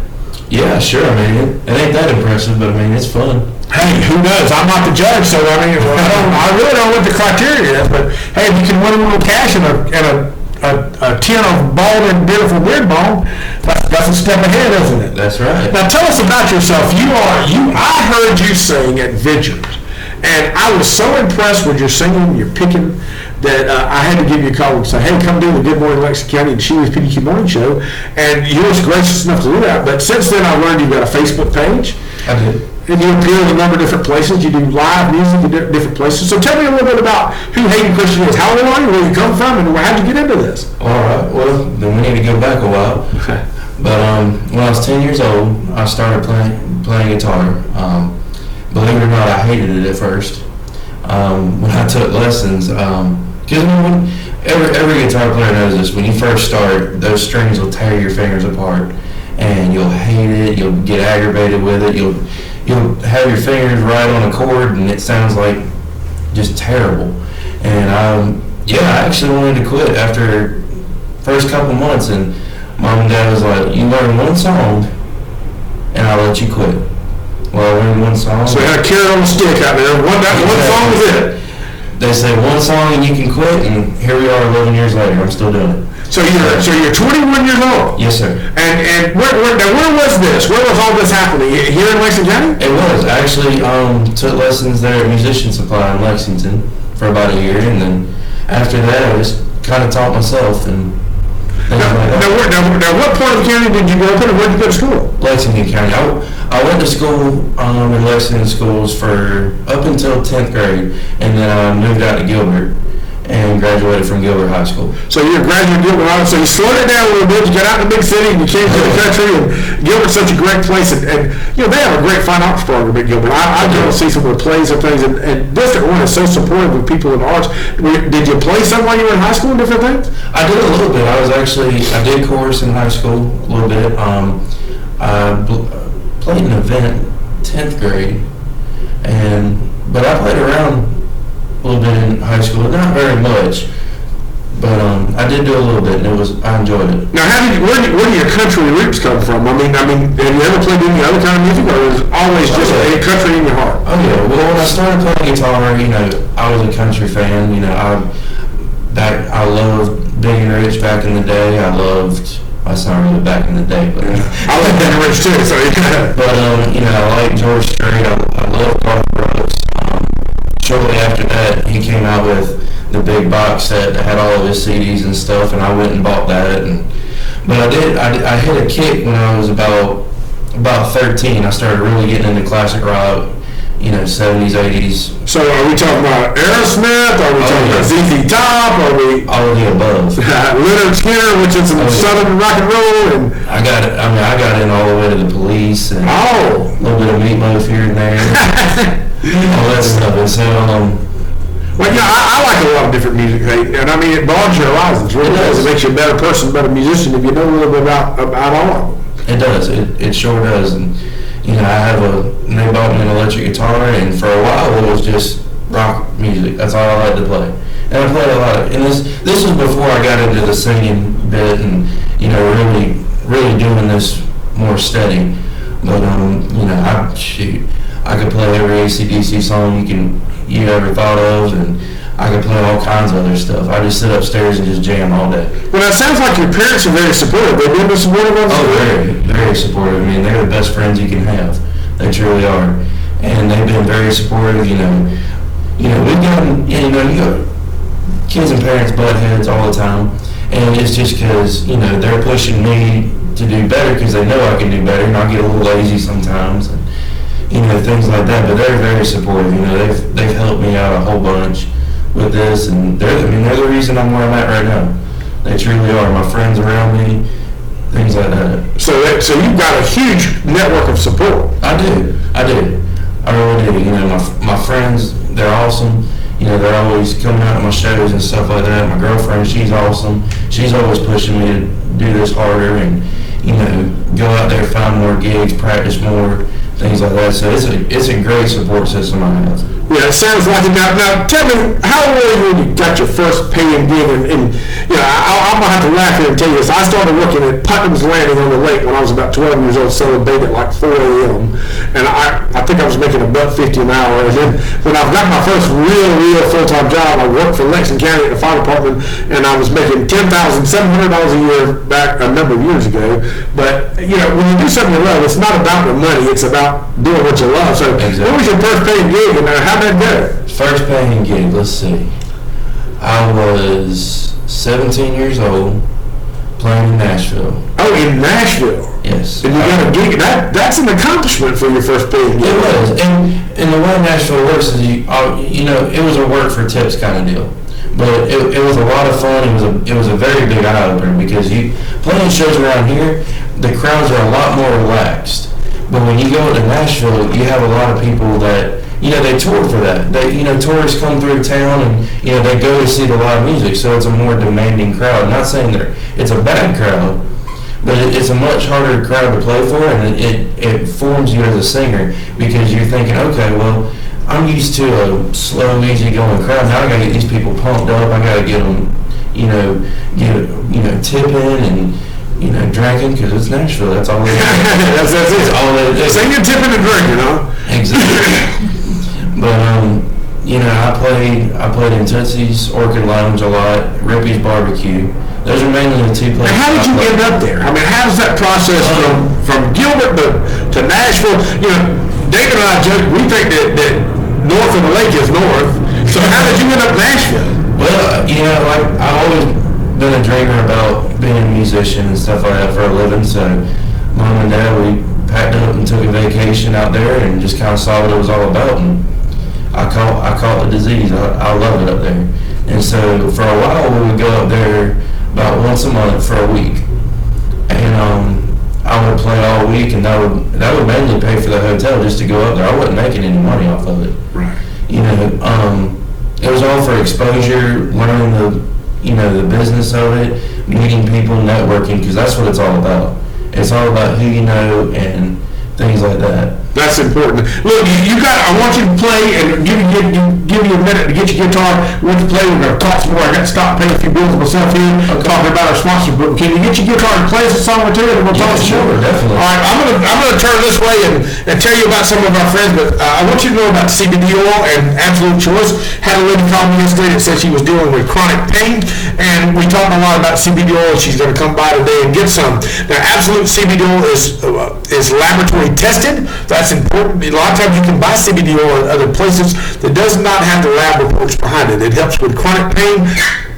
It acts as a natural painkiller. Now, CBD oil is cannabidiol oil, which is an extract of the hemp plant, which is the cousin of marijuana, but the THC is out of it. So it's legal in all 50 states. Been great for children and adults with seizure disorders. Also things like Alzheimer's and Parkinson's disease. Helps treat Crohn's disease and gastric ulcers. Even conditions like acne. Now the neat thing is you can come out of the Ledger office at 1251B Main Street, right next door to Sheely's PDQ, and get you some today. Call 587-3144 or stop by the Ledger office and pick up some Absolute Choice CBD oil. Now I do want to tell you about my friends at the Eyebrow Center.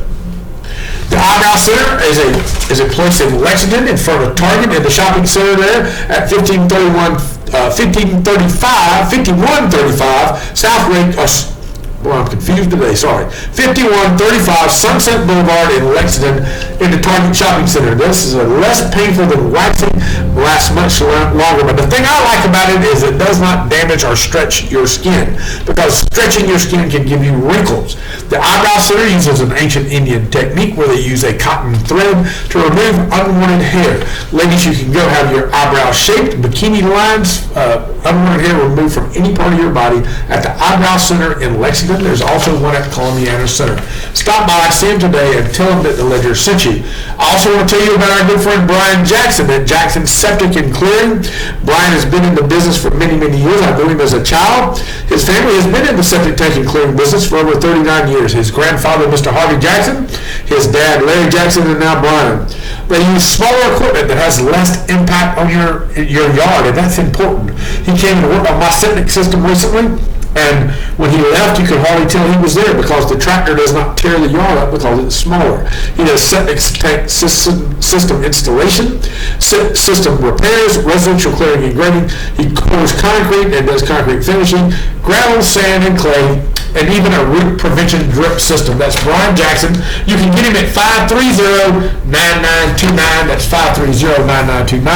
Traffic situations are that there's a car fire on North Lake Drive. It's been there for a while. It should be out by now. It's a 2,000 block of North Lake Drive near the Irma Fire District's North Lake Station. And there's also a wreck being reported at Pat Road and Fish Hatcher Road between Pillion and Sharps Hill. So let's watch for those and be careful of that. Great sunny day, and we've got Hayden Christian here, who is a country music singer. He's been telling us about his trip to Nashville, but now we're going to find out why he went and why he couldn't go. So Hayden, you're going to play us a song. Tell us what you're going to play and how it is. So we're going to do a little J. Cole, and I like doing his music. So we'll do a little bit of Anywhere With You by him. Sounds good to me.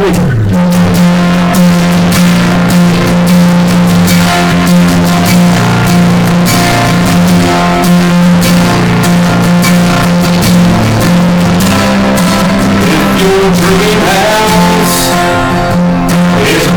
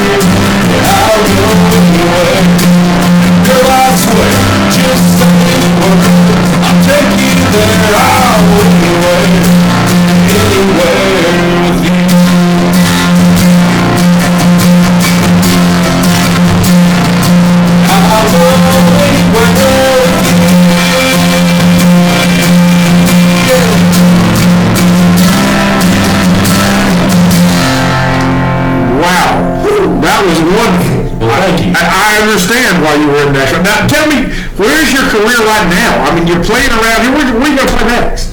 Next, let's see. The Rangers Fun Day? I'm going to be here this Saturday. I'm also going to be playing at Sports Break in Greenwood Saturday night from 9 to 12. So if you know anybody out in Greenwood, y'all come out. It's going to be a good time. We're going to be out on the patio. I'm supposed to be nice weather too. So we're going to sit out there, jam, and have a good time. Now, Hayden, where's your career? How does it happen next? What does it take to move your career to the next level? Because obviously you have the talent. How do we move to the next level? I mean, it's getting my name out there. You know, I got to play as many shows as I can, and meet as many people as I can, and that's just all it takes. You just got to keep on keeping on and playing shows. You play everywhere you can. You don't turn a gig down. Now, are you writing your own music and doing some originals? I am. I do have some originals. I was going for the second song. I was going to play it. Great, because that kind of moves career along when you begin to get some original music that you're singing. So people can come to Greenwood and enjoy hearing you sing. And of course, you'll be here Saturday for at least an hour. Hopefully, we'll be in the beer contest as well, and maybe win that little cash prize. So there's a lot happening. How can people find out more about you and help support you? Do you have a CD? Do you have music people can buy? I do. It's on iTunes. It's called Fall in Love with You. You can look it up it's on iTunes, Google Play. You can go on there, listen to it. If you like it, hit the little 99 cent button. I sure would appreciate it. But it's on there. I've got a Facebook page, Hayden Christian Music. I post all my dates. I do have a lot of dates coming up this summer. So I'll be playing around town a good bit. You can follow me on there. But yeah, that's. People will listen to us talk, but I'm sure they will rather listen to you sing. So you're going to do an original song for us. And what's the name of it? I'll do Fall in Love with You. This is the one that's out on iTunes. I like it a lot better because it's got a band on the music on it. Now tell me, is there any story behind this song? Not really. It's just what was on your heart? Pretty much. I wrote this song, it was about 2 years ago. And when I write, I wrote a few songs where they're just random thoughts, and I just write them out. It's not necessarily anything I've experienced or stuff like that. But I've done a lot of what's in this in this song. I've experienced a lot of it. So it's got some truth behind it. In events that are in the song. I've done them. So. Well, let's hear it. Fall in Love with You. All right.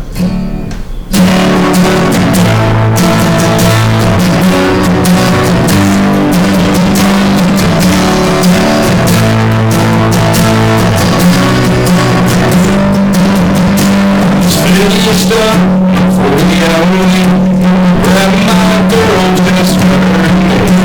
We're driving fast for the county line. Get a 6-pack in the ocean. I got a reservation for 2 nights in the field. That's insane, boy, can't you feel? You feel the country air blowing through your head. How I can't get you there. Late out all night in the bed of my truck, drinking beer, sipping shine. The radio up, she's a girl up with her head on my chest.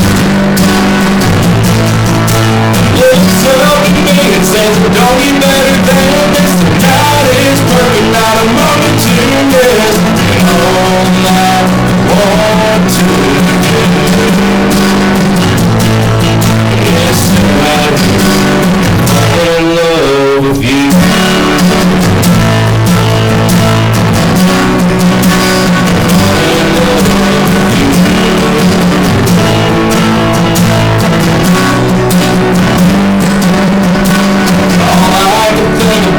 Was that girl, feel she gave me when she rocked my world. She makes the weeks not seem so long. I know what happens when the weekend comes. Back up the truck, head out to the spot. Nice and quiet, time to take the stop. I can't wait to hold her in my arms. Just feeling her love.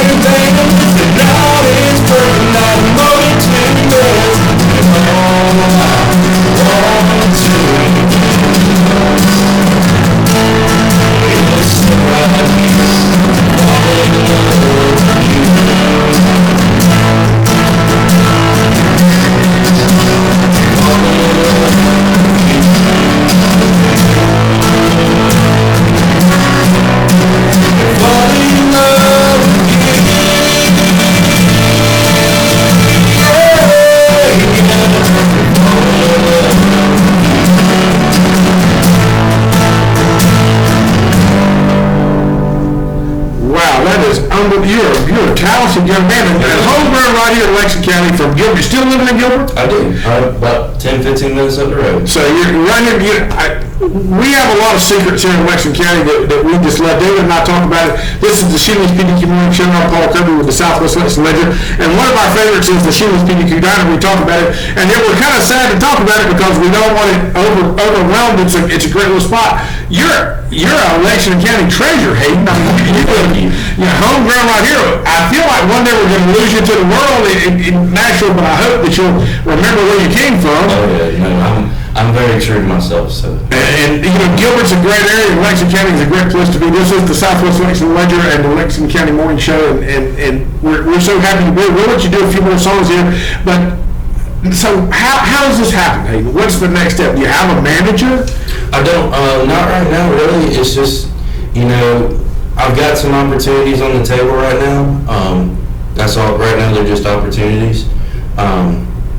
But right now, man, it's just, I'm just going to keep on keeping on and playing shows and writing music and see where it leads, right? Just do what your heart says. Yeah. Keep working Monday through Friday. So you're out here doing landscaping in the hot weather. I mean, that's grass cutting and planting flowers and landscape design and all those kind of things. But then at night you're doing this. I mean, is it energy sapping to do what you do in the daytime to do this, or does that help make this possible? Oh, that definitely helps make this possible. Everybody's got this. Oh yeah. But people joke with me. And they'll say, oh yeah, you got a nice truck. I was like, well, I don't have it. The bank owns it. That's right. I'm talking about that. I just borrow it for a while. But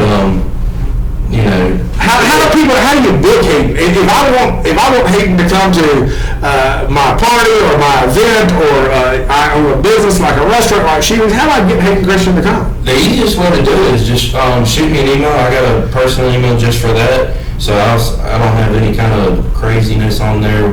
You know how it is. All that spam stuff. You sign up for one thing and they never quit emailing you. Yeah. So what's that address? It's Hayden Christian 1111@yahoo.com. So 4 1s and a name. And that'll get a message to you, and then we'll call and talk about how to book into an event or things like that. And it sure will. I got my email on my phone, so I'll get it as soon as you send it. So when's the next Nashville trip? I don't know right now. I've met a lot of people, and I keep hearing the same thing, and it's good advice. It's build your hometown support, build your local support before you try to go out of town. Because when people look at you, they're thinking, okay, well, what kind of support system do you have? What kind of following do you have right now? Do you have people back home? And I do have. I'm building a very decent following. I'm very happy with it. So it's helping people go to your Facebook page and like it and come. I mean, it does. It does. If you like anything I've done, you don't have to come out to all my shows. Come out when you want to. Come out to have a good time. It's not required or anything like that. But it does help if you enjoy what I do. Just go on there and hit like so other people can see other people like me. Things like that. And share some of your songs on social media as well. Exactly. You can go and share your booking engagements. I'll look down at today. Now the Facebook page is what? Hayden Christian Music, is that right? Yes. So Hayden Christian Music on Facebook, and you can find it there. And then this Saturday, you're going to be here at the Ledger as open house from 12 to 1, singing here. And we're going to have free food. There's going to be some free food. There's going to be some free drinks. We're going to give away some T-shirts. We're going to get you a Ledger T-shirt, Hayden. We really do. We got one coming for you. And there's going to be some great things to give away.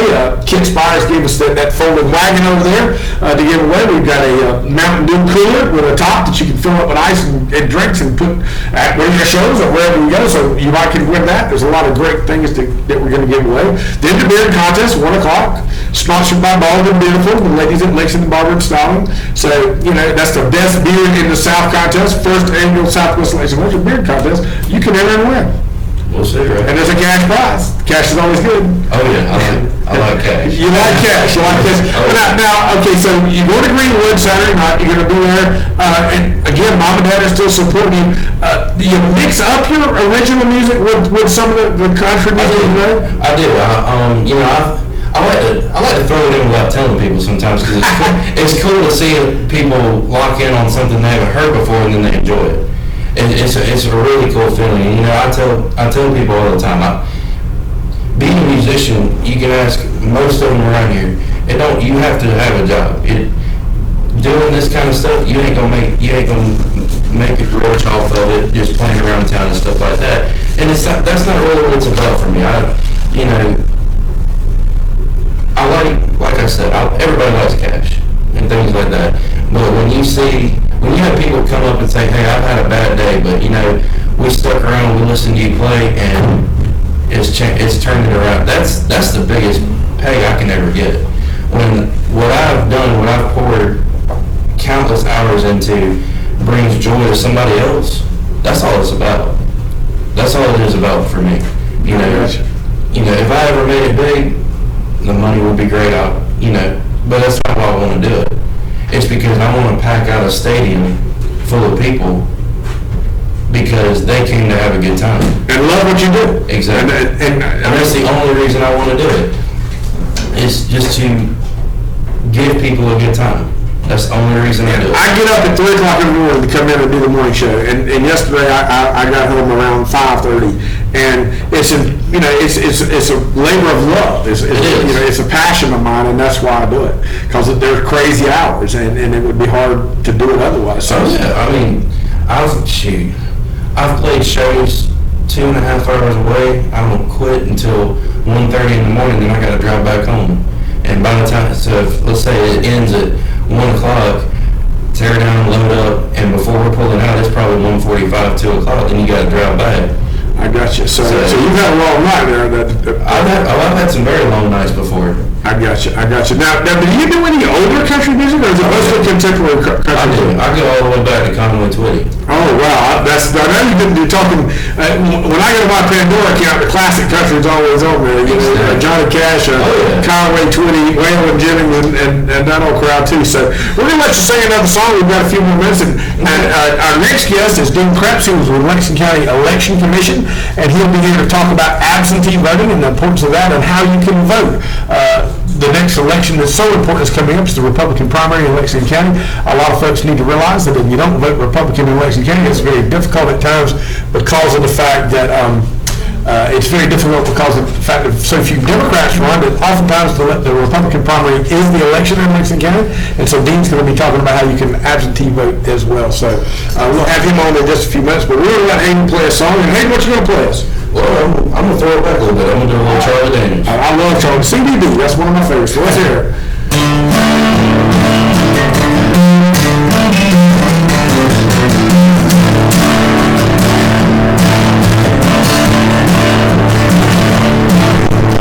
People say I'm no good, crazy as a loon.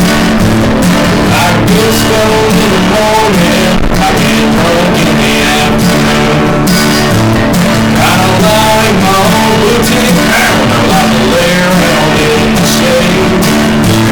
I ain't got no money, but damn sure got it made. I ain't asking nobody for nothing, I can't get it home.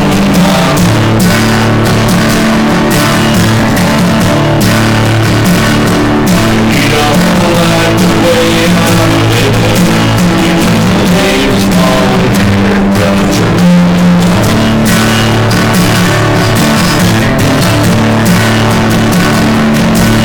Well, the preacher man talking on the TV, he's putting down the rock and roll. Wants me to sell a donation, but he's worried about my soul. He said Jesus walked on the water, and I know that it's true. Sometimes I think that preacher man might be a little broken too. But I ain't asking nobody for nothing, but I can't get it home.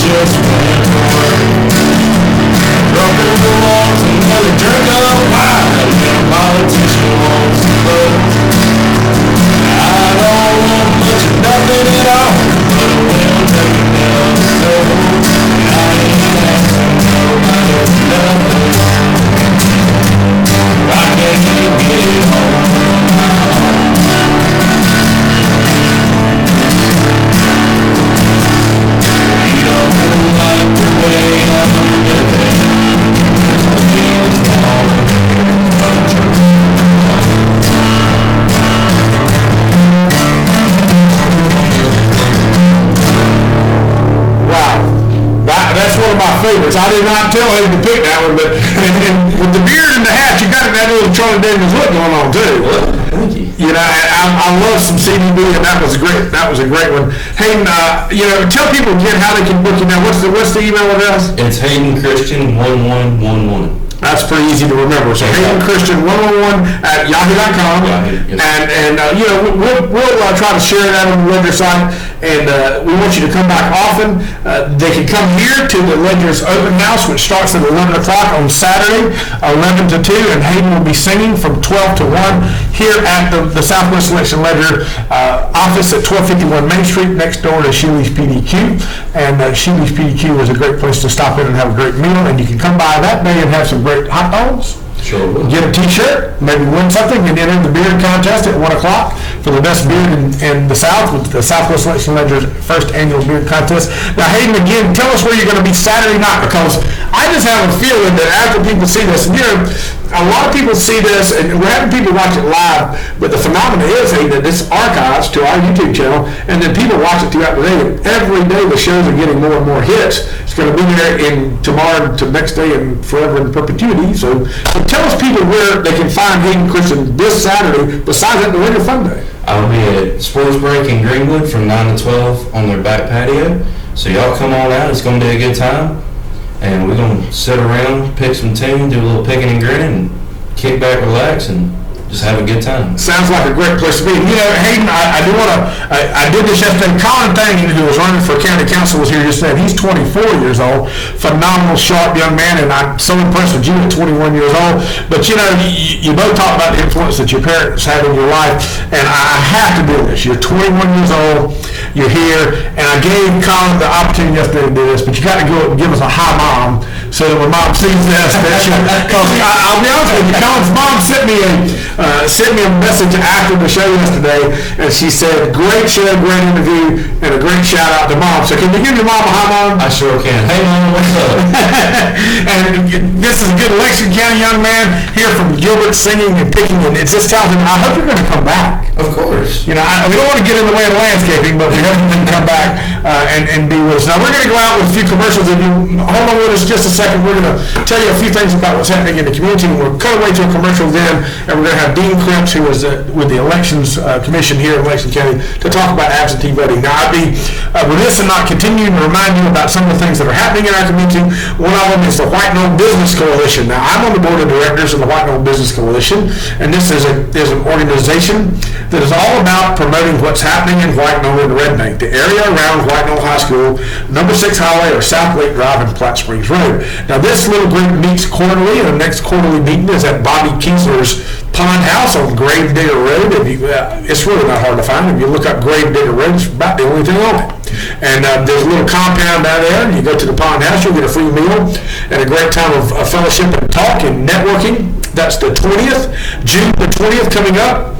At 5:30 p.m., I'll be putting out more information about it on the Southwest Lexington Ledger and the Ledger's Facebook presence and Twitter feed.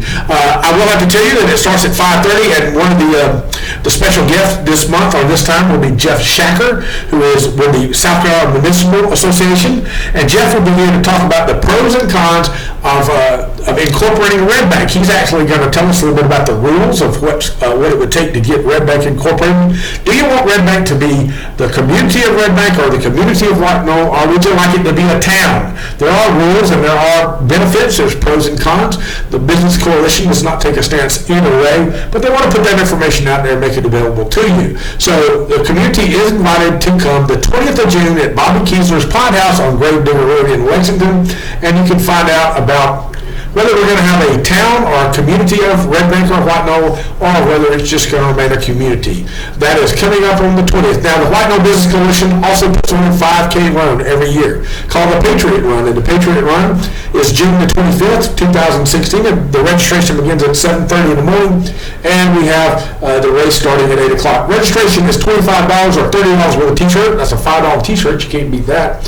And you need to register online at runhard.org. Now, we're going to switch away to a commercial, and when we come back, we'll have Dean Crepes with the Election Commission here. This has been Paul Cody with the Southwest Lexington Ledger and the Sheely's PDQ Morning Show.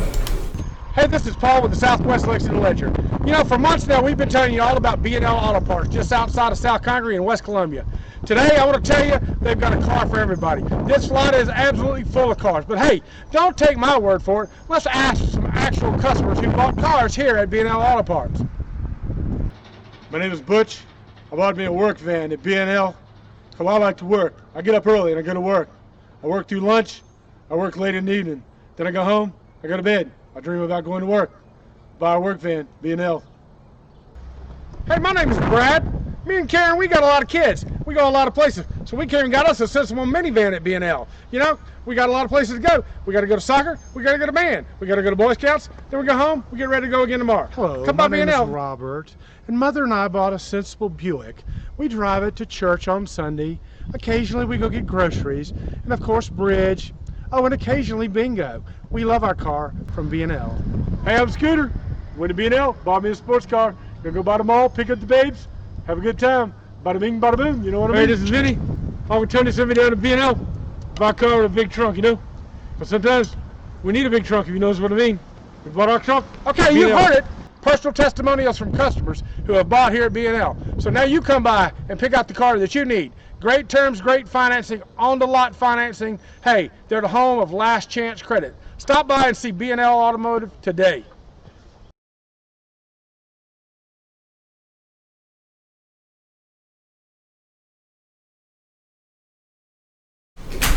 All right, we're back at the Sheely's PDQ studio at 1251 Main Street in South Hungary. My name is Paul Kirby, and this is the Sheely's PDQ Morning Show in Good Morning, Lexington County. We come to you every weekday from 6 to 8:30 a.m. from the studio here in South Hungary, keeping you up to date with what's happening in Lexington County. And we are all about Lexington County. Our next guest is Dene Crepes with the Election Commission. But first, we want to bring you up to date on a few things that are happening in our community. Now, traffic-wise, US 1, Highway 1 westbound at I-26, there's a disabled motorist. There's also a collision with no injuries at our most famous spot, South Carolina 6 and Platte Springs Road. That's South Lake Drive and Platte Springs Road. Doesn't seem like a day to go by that we can get by without saying right in front of Popeye's Chicken, South Carolina 6 and Platte Springs Road in Red Bank. Now, also a collision on private property that happened on Yarmouth Drive. That's one that's on private property. We don't have to worry about that one too much. And then again, I-26 at the 111 westbound. The 111 westbound is getting kind of close to Chapin area up there between Chapin and Irmo. So we want to watch those as well. The weather is beautiful. It's supposed to be high today. It's supposed to be a hot day today, but the weather is actually going to climb to a high of 89, mostly sunny and warm. And then tonight it'll drop down and be a little cloudy with 64 degrees. But that's what's happening with your weather and your traffic. You can always contact the Southwest Lexington Ledger on Facebook by using the Instant Messenger app. And you can download that free from the App Store. And you can also email us at swlexledger@gmail.com. And now we've got Dene Crepes here today in the studio. Dene Crepes is the Director of the Election Commission. That's correct. So tell us a little bit about what the Director of the Election Commission does. Well, basically, I'm in charge of all elections in Lexington County, and I do everything from planning to filing to getting all the equipment ready. I don't really do it, but actually oversee it. I have a wonderful staff that basically supports me very well, and we have a crew of 6 in the office that does a phenomenal job, so I'm going to get that in if they're out there listening to me. We also have to deal with filing, whether it be from a municipal or from any sort of Republican or Democratic Party or anything, or if we have something like this coming up in July where we have an annexation election for the city of West Columbia. So we do it all, and we make sure all elections are handled according with our Title VIIs, and that everyone basically has a fair shot at it. Well, Dene, where is the election office, and how can people come, and why would they come? Well, basically, tell you where it's at. I always use, we're at the Lexington County Annex. You know, people say, where's that at? But if I mention the old Kroger grocery store in Lexington behind the Lizard Thicket on West Main, they have a light bulb come off. Oh yeah, I used to shop there, okay? And I always make the joke that our office is in the Fruit Loop aisle, and so it gets that crazy in there sometimes. But we're there, and right now we have prepared, and we're voting absentee for the June primary, Republican and Democratic primary. We started voting right at the end of April, and we're doing absentee now by mail-in as well as absentee by walk-in. And we just finished up preparing all the equipment for the precincts that's going to be going out on June the 13th. So now absentee voting is for folks that are just not going to be here on June the 14th. The polls open at what time on June the 14th? 7 a.m. and they close at 7 p.m. So if you're not going to be here, that's the middle of vacation time. And yet in Lexington County, so many people run as a Republican that really, if you're not voting in that primary, there's Phil Black and Eric Moore and probably Nikki Fetzler. Is there any other Democrats running? No, there's not really any. Well, we have some others running, but the primary is basically to settle down the Republican and Democratic representative for each one of the offices. So Nikki Fetzler, he doesn't have anyone running against him on the Democratic ticket there. But the only Democratic ticket we have in Lexington County is basically Congressional District 2, which is Phil Black and the other gentleman. Eric Moore, that's right. And that's the Democratic ballot that we have in Lexington County right now. Now the other side is the Republican one, and that's really, the Republican one has anywhere from 6 to 8 offices that you'll be voting on, regardless of where you live out in Lexington County, if you decide to go Republican, vote in the Republican primary. Right. Okay. So now, if you're not going to be here and you really need to vote in that primary because it selects which Republican will be on the ballot, basically it selects, unless somebody writes in the winner, because there's no opposition. So if they're here if they are not here on the 14th and they want to vote and have a voice, then how do they do that? Well, they have very simple ways. We have several ways. You can go on to our website, which is www.scvotes.org. And when you get to that website, on the left-hand side, you'll see a word that says voter in a blue field. If you hover over that, and a little drop down will be there, and it will say absentee voting. Okay, whenever you click that, you can look yourself up, and then you can bring up your application. You can print your application, sign it, and date it, and send it to us.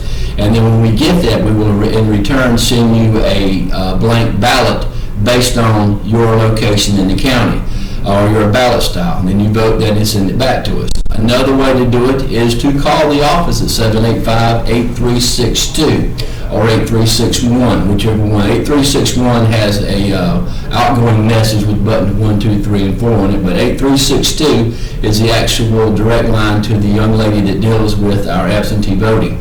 And then she will qualify you, send you an application in the mail, and then once you sign, date, and review it and send it back to us, then we will send you an actual paper ballot, again based on your ballot style where you live at in Lexington County. And the other way to do it, just simply walk in the office. We're there every morning from 8. We close at 5 right now, and we will be closed this Monday, which is Memorial Day. You can walk in, and what qualifying reason can be anything from I'm over 65 to I'm going to be working to going to be out of town on vacation to I have a disability, or there's will be caring for someone. There's about 16 different reasons that you can vote absentee when you come in. We qualify you, vote you right there in the office, and you walk out voting, no questions asked. So my mother, who lives with us, is in her 80s, and she doesn't walk very well. Just get a ballot, go to scvotes.org, and I can ask for a ballot. Y'all will send me the paper that I need to qualify her, and then you mail me the ballot. So how long does the test process take? If we put it in the mail the day I get it? It usually takes about 7 to 10 working days because it's sort of a more than one-step process. You actually have to get the application off of scvotes.org. A lot of people say they have problems with that because it won't download for them to print it. It's just because of lack of updated software on the computer. That's pretty much it. It's normally PDF. Is that it's a PDF. A lot of people, when they come up and go to print it, it says, we need to upgrade your Adobe format or Adobe Acrobat. And they're sort of like, what is that? I don't know what it is. And it's not really anything bad. It's just they want you to update your software so you can print it. But if you really just want to, don't really understand that and don't want to do that, which is understandable, just give the office a call. We can do it by mail. We'll drop the application in the mail to you today, and you should say if we drop it in the mail today is Wednesday, you should get it by Friday. Sign and date it, send it back to us. We should get it by Monday, and the ballot will be in the mail. Then it usually takes about 5 to 6 days to get to you to vote it to come back. So the truth of the matter is, early next week, they need to be getting that done because they're running out of time. You're talking about 10 working days. You'd be cutting it close if you're ready to the end of next week. It is, and I really kind of feel for people that wait, say, like the Thursday before the election, say, on the 9th or 10th, and they say, please send it to me. I need to vote by absentee by mail. And really, it's just not enough time to do it. I mean, we really have to panic then and jump to get them. I said, please, can you just come in? Because I can't guarantee you the mail is going to get it, because we have to mail you something. It has to come back. Then we mail you the ballot. Then it has to come back in time by 7 p.m. on the Tuesday on the 14th. And just not enough time. So we're not really trying to be mean to people. We're just trying to explain to them that there's a limit to it. That's all it is. Now, Dean, all of us in Lexington County, there's a great history of service in there. Most people that were raised here or live here, moved in here, they've had somebody in their family that has served over the year in the military and really fought for our rights as Americans. And we have the right to vote. How important is it, especially in a local election, to make your voice heard? Oh, it's extremely important, very extremely important, because I can tell you this, I've been doing this now for over 13 years and with Lexington County, and there has been numerous elections that were decided with one vote. Really? And people look at me like, really? I said, yes, really, one vote. So it does matter. And I tell people, please go out and vote. And you'll hear people say, well, my vote don't count. I've always made the statement, I said, if I could get that person to vote for me that says that their vote don't matter, I could win any election in America. You have more votes than anybody else. You got it. I got it. I don't want to break in and tell you there's several more things popping up here now in our traffic, so let's be careful. There's a collision with some injuries on Broad Street and Radio Smith Road in Gilbert that the fire department is en route to. Remember, if a fire truck approaches you or you're overtaken by a fire truck, an ambulance, a police vehicle, pull to the right, come to a complete stop until they get past you. And also a collision with no injuries at Catawba Trail and Old Chapin Road near Lexington or Lake Murray area. So let's be careful of those and watch out for those in those areas. Let's also pray for the people involved in the accident and watch for the emergency workers and pray for them as well. Now, Dean, you said that if you're over 65 years of age, if you have health problems, if you're working, so if I work a schedule where I cannot vote from 7 to 7 on the 14th, I can simply ask for that ballot or stop by and show them my voter registration card. Is it too late to register? Yes, the answer to your first question, you're correct. Just give us a call or stop by the office and we will take care of you with your absentee vote. We'll qualify you and get you taken care of. Now, as far as being late to register to vote for this primary, that registration closed May the 14th. But when people walk in or they call me about it, I said, yeah, you may not be okay for this election, the 14th, but we have one in November, and please do it, because you said, well, I'll do it later, and then you forget about it, or you don't think about it, and you realize there's another 30-day window. For 30 days before the election closes. And but we want to get everyone registered and get it. If they moved or anything on that website, scvotes.org, you can check your registration. You can actually go on the right-hand side of the screen, you can actually put your name and your birth date in it, and it will show you a sample ballot of what you'll be voting for. So now, Dean, I mean, you're director of elections here in Lexington County, but what does that cover? I mean, I know it's important to vote for our council members, our coroner, our register of deeds, the treasurer, the sheriff has, runs in Lexington County, the school board. We always talk about how important that was because they spend a huge part of the budget. And my tax bill came in the other week. We talked about it on the air, that about 2/3 of it was school taxes. And we went on those. But what else? I mean, who handles registering and the voting for president in Lexington County? Well, the registering and voting, that's handled on the federal level. They have the federal level that handles that. All the statewide offices or multi-county is handled by State Election Commission in Columbia, and then we handle everyone else. But when it comes time to vote, they just go to one place and they vote for everything. So must go through your office, up through that tree you were just talking about, all the way to the top. Right, or not one of the 96 precincts that we have located in Lexington County. So you have local precincts like whether it be South Congaree or Chapin or Irmo, and we have precincts all over, and also the precincts are on that website too at scvotes.org or on the Lexington County home webpage, and go to your local one, and people say, which one do I go to? We'll just check. We have a way for you to actually look in there and see where your precinct is and your location. Because sometimes they change. Yeah, we do change. We had 3 is going to change this time because of we've outgrown the location that we're at. Is basically what it's amounted to, and so we've had to change 3. We have not created any new precincts in about 4 years, but we do have to periodically move them. And what I do is I'm getting ready to send out letters to the people that don't vote here anymore, we change it to the new one, go over here to vote. So that way they can say that we've done everything we can to notify them that we've relocated your polling location, not your precinct. I got you, okay. Now, the office is on West Main, in the old Kroger building behind the Wizard's Ticket. People know where that is. Yes, 605. And the cookout, you can smell that, so you can find it with your nose as well. So 605 West Main. Tell us the hours again, and are there going to be any extended hours? We're 8 to 5 daily, and as of right now, we have the Saturday before. We're going to be open from 9 to 1 to absentee voting, which would be, I think, is the 11th. I think is that day on the Saturday before there. Yes, 11th is when it's going to be. We're going to be in that day there also. As we get closer to November, I'm considering having some other days open or some extended hours, because I know this is going to be a presidential general, and it's going to be wild. Long lines, long crowds. Yes, it will. So I know we're going to have a lot of people wanting to vote absentee, and so we're going to have to make sure that we get people in and get them out as fast as we can. I appreciate you being here. Thank you. And we're going to go into a commercial.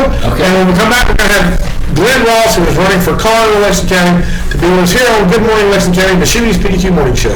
Okay. Hey, this is Paul with the Southwest Lexington Ledger. You know, for months now, we've been telling you all about B&L Auto Parts just outside of South Congaree in West Columbia. Today, I want to tell you, they've got a car for everybody. This lot is absolutely full of cars. But hey, don't take my word for it. Let's ask some actual customers who bought cars here at B&L Auto Parts. My name is Butch. I bought me a work van at B&L. Because I like to work. I get up early and I go to work. I work through lunch. I work late in the evening. Then I go home. I go to bed. I dream about going to work. Buy a work van, B&L. Hey, my name is Brad. Me and Karen, we got a lot of kids. We go a lot of places. So we came and got us a sensible minivan at B&L. You know, we got a lot of places to go. We got to go to soccer. We got to go to band. We got to go to Boy Scouts. Then we go home. We get ready to go again tomorrow. Hello, come my by name B&L. is Robert, and Mother and I bought a sensible Buick. We drive it to church on Sunday. Occasionally we go get groceries, and of course bridge. Oh, and occasionally bingo. We love our car from B&L. Hey, I'm Scooter. Went to B&L, bought me a sports car. Gonna go by the mall, pick up the babes, have a good time. Bada bing, bada boom, you know what I mean? Hey, this is Vinny. I'm gonna turn this every down to B&L. Buy a car with a big trunk, you know? But sometimes we need a big trunk, if you know what I mean. We bought our trunk. Okay, you heard it. Personal testimonials from customers who have bought here at B&L. So now you come by and pick out the car that you need. Great terms, great financing, on-the-lot financing. Hey, they're the home of last chance credit. Stop by and see B&L Automotive today.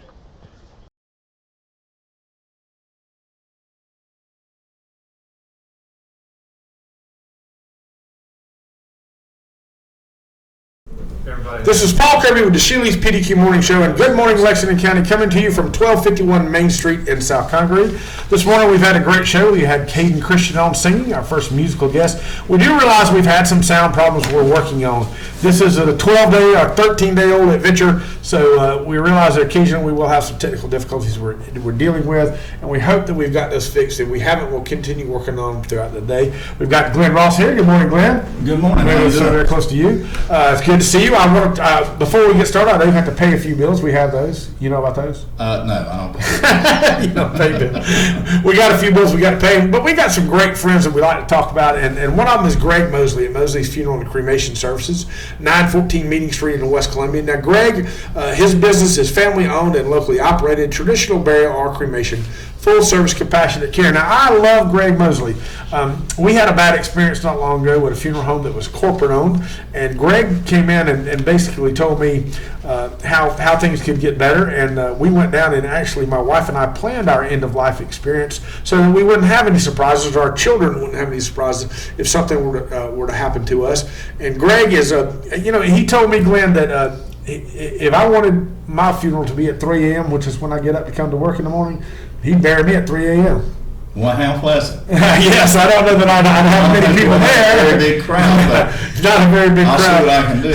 Not a very big crowd, but yeah, he's all about the person and the family and the compassion there. So that's Greg Mosley. You can call Greg at 794-1743 or stop by at 914 Meeting Street.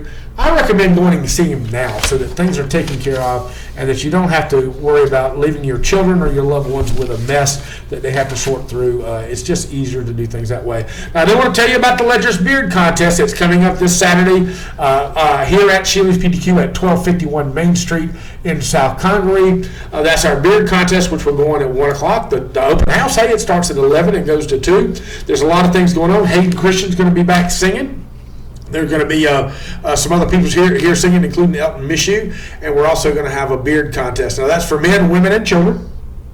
That's true. Women, your beard does not have to be real. Men, yours does. Women, if you need a little help, if your beard's perhaps a little patchy and you'd like to fill it in, you can do that with a fake beard. There's a prize for each one and a plaque for the first Southwest Lexington Ledger Southern Beard Contest. Children, there are some rules in your division as well. If a child is over 6 foot tall and weighs over 255 pounds and has a full beard, we need to see a birth certificate to make sure you're really a child. So that's important. But there's a cash prize for the guys and all kind of different things you can win. And we're giving away some great stuff. We've got a wagon over here that Kit Spires gave us to give away. We've got some T-shirts and we've got some other things that we can give away. So that's the beard contest this weekend, Saturday at 1 o'clock. The fun day starts 11 to 2 in South Congaree at 1251 Main Street. Come by and see us this weekend and enjoy some of the great food and things that are happening in South Congaree. Are you going to enter? The beard contest, I may enter. I don't know. Would that be wrong?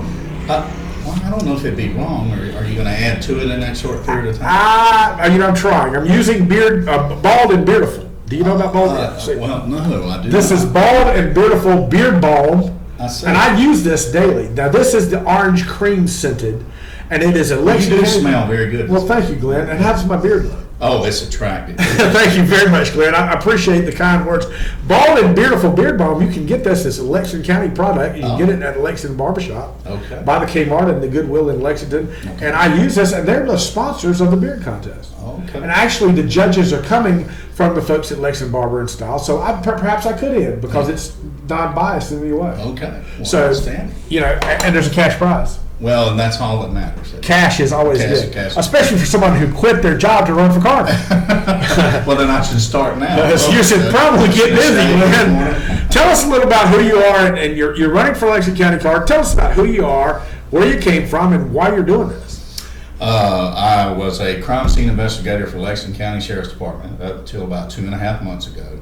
I resigned. I didn't retire. I could retire, but I just resigned, and I have 26 years of law enforcement experience total, and I stepped out because I thought we needed some changes in the coroner's office and someone that had the experience to be able to read the evidence and interpret it for folks when they do go through a death experience with a loved one, in case they have questions, that you need someone that's been there and done that and be able to tell them the type of answers they need to those type of questions. Well, now, Glenn, what is it? I mean, we've had the registered deeds guys in here, and I really, at one point, said, registered deeds, what is that, and why are we even voting for it? And they really impressed upon me how important that office was. But, we're thinking about Coroner, and we've seen, I'm going to tell my age here now, but I've seen Quincy on TV, and we've seen CSI, and they're working with coroners, and we watch, when I was in full retirement, I watched every SVU rerun, and they had to always go to a coroner or a medical examiner or somebody. What does a coroner even do, Glenn? Okay. A coroner determines cause and manner of death of the victim. That's what the coroner does. And that's everybody in Lexington County that passes away, the Lexington County coroner would deal with that. Yes, unless there's some certain determining factors, within 24 hours, if they go into the hospital, the coroner is called in just in case there's something else that maybe they're suspicious, not known of. But if they're in the hospital and determined, then that's a little different. But, folks, when they have these type of situations, you just need somebody that's been there and done that in those type of cases. My wife watches those shows also, and I'm not allowed to sit and watch those shows with her. After doing crime scenes and forensics for 16 years, she will not let me do it because I won't be quiet complaining about the shows. They've been more of a difficulty for real crime scene investigators than anything.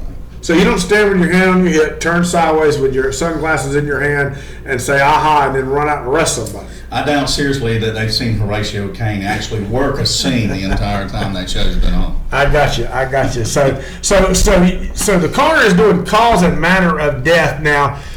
Why is that important? I mean, maybe you got somebody that grandma at home, and you know she's died in her bed, or there's an automobile accident, or somebody is passed away from some other means. Why is it so important to know what the cause is? The person's gone. Well, folks want to know what happened to their loved one. It's just that simple. People want to know, and there's no reason why you can't find out. Some of them are more simple than the others. If they're in a traffic accident, then most times folks want to know whether there might have been some type of substance abuse or something that caused the traffic accident or not, or it was just they fell asleep, or maybe it was not their fault at all. It could be a mechanical issue. But you want to know what caused it. Excuse me. So, and then you asked me a question about a medical examiner also. You know, we have a balanced approach here. We hear a lot about the medical examiner thing, but you have law enforcement that helps investigate, you have the coroner's office, and you have the pathology department that helps with the autopsy and oversees the autopsies. And so between the three, you have a balanced approach that helps determine all that opinion and evidence together. So someone passes away, whether it be an automobile accident or you home, and a lot of times we hear a lot of tragedies in the morning when people wake up and the person beside them has passed in the night and this kind of thing.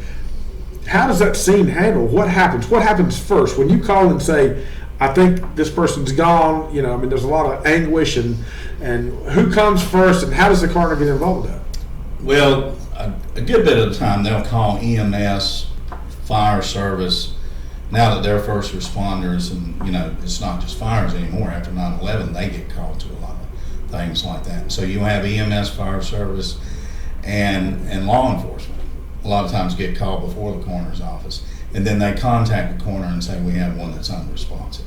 And then you set up a perimeter and make sure the house is clear so you can start looking at the evidence of what you have. And there may not be very much at first. It just takes time to go through it. A crime scene of any type is just like a jigsaw puzzle in the box.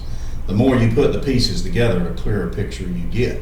You may not have actually all the pieces, but you can still get a clear picture of what happened. Well, now you said crime scene, but how do we know this? I mean, is everything treated like a crime scene until it's not? Technically, yes. When you go to it, you initially treat it as a crime scene until you can decide from what you found evidence-wise that it's not. And if it's a natural, then you can shift your gears a little bit and approach it a little differently. But you start everything as a crime scene. So you walk in and there's somebody that may have passed away in a night from a natural cause, a heart attack, a stroke, you know, something has happened, but you haven't determined that yet, and some act of violence could have occurred in the middle of the night. Well, we do have folks that have tried to set up suicides and different things, and they're really homicides. And so you want to make sure that what you have is actually what you have. And folks watch a lot of TV, and they go on the internet and research and think that they can actually pull a lot of these things off. It's very hard, extremely hard, even for me, and I've been in the business a long time, to be able to pull a crime scene off to be fake and somebody not find it. That's how intricate this stuff is. Well, now you talk a lot about experience matters. How does experience play a part in determining how this person's passed away? And if you're dealing with this as a crime scene, why does experience matter in that regard? Because it's just, you know, education is the foundation all experience is built on. There's nothing wrong with having a good education. The problem is that's a textbook, and it'll give you a very static way of approaching things.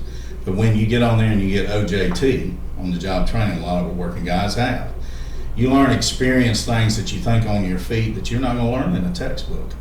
And with 16 years in the field, just in forensics and crime scene, there's not much that I haven't seen, if anything, in that period of time.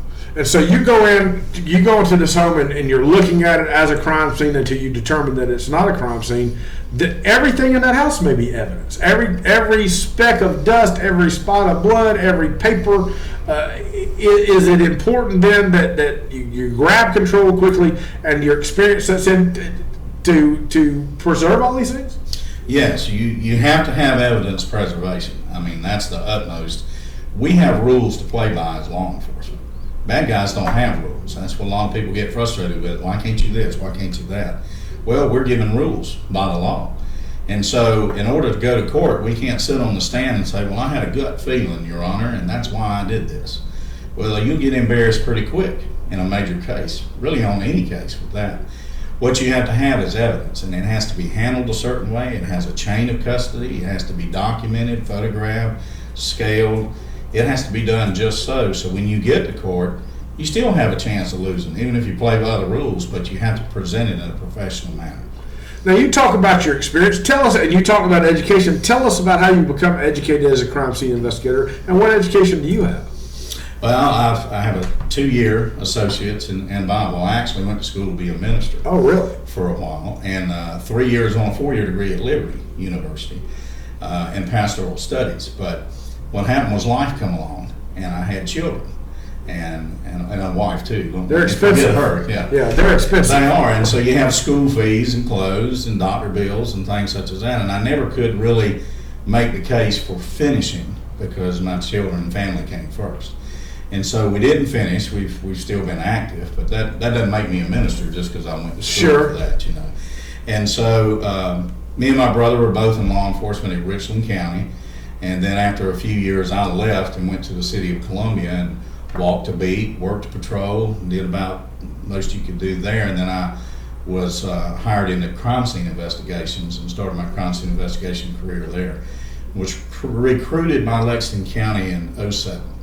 Well, now tell us about the education, because I know when you and I talked once before, you told me that across the river is a whole different world. So obviously you've been to school, and you have specialized classes, and then tell us about your experience in the city of Columbia. I have been to the FBI for crime scene investigation training in different dimensions of that. Also to SLED, Homeland Security. I was part of the COBRA team at City of Columbia, where after 9/11, we had a combined team between crime scene investigations and the fire department, to where we had a response team that had been specially trained to respond to just about anything in a major terrorist attack and stuff such as that. So through Homeland Security, had quite a bit of training with them also. Now, a lot of that comes from the South Carolina Criminal Justice Academy?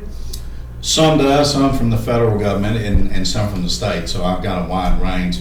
I couldn't possibly sit here and tell you all of it because you have blood spatter. I don't have a certain amount of time. Yeah, and buried body training and all the classes, how to lift fingerprints off of a dead body, things such as that. It's just, you can go to every aspect. And over 26 years, you go to tons of training, and it's continual. You have to go to continual training because you get new techniques, new things that come about that you can use, and you want to be able to be sharp and be able to use those new techniques. Now, is there coroner training specific for that office? Yes, the South Carolina Academy has that training. I took that in 2007, so I've had it since then. So you're actually a certified in coroner? I went to the coroner school in 2007, so I've had it since then. I got you. Now, tell me then a little bit about, you said that you decided to run for coroner. Why is it time for a change?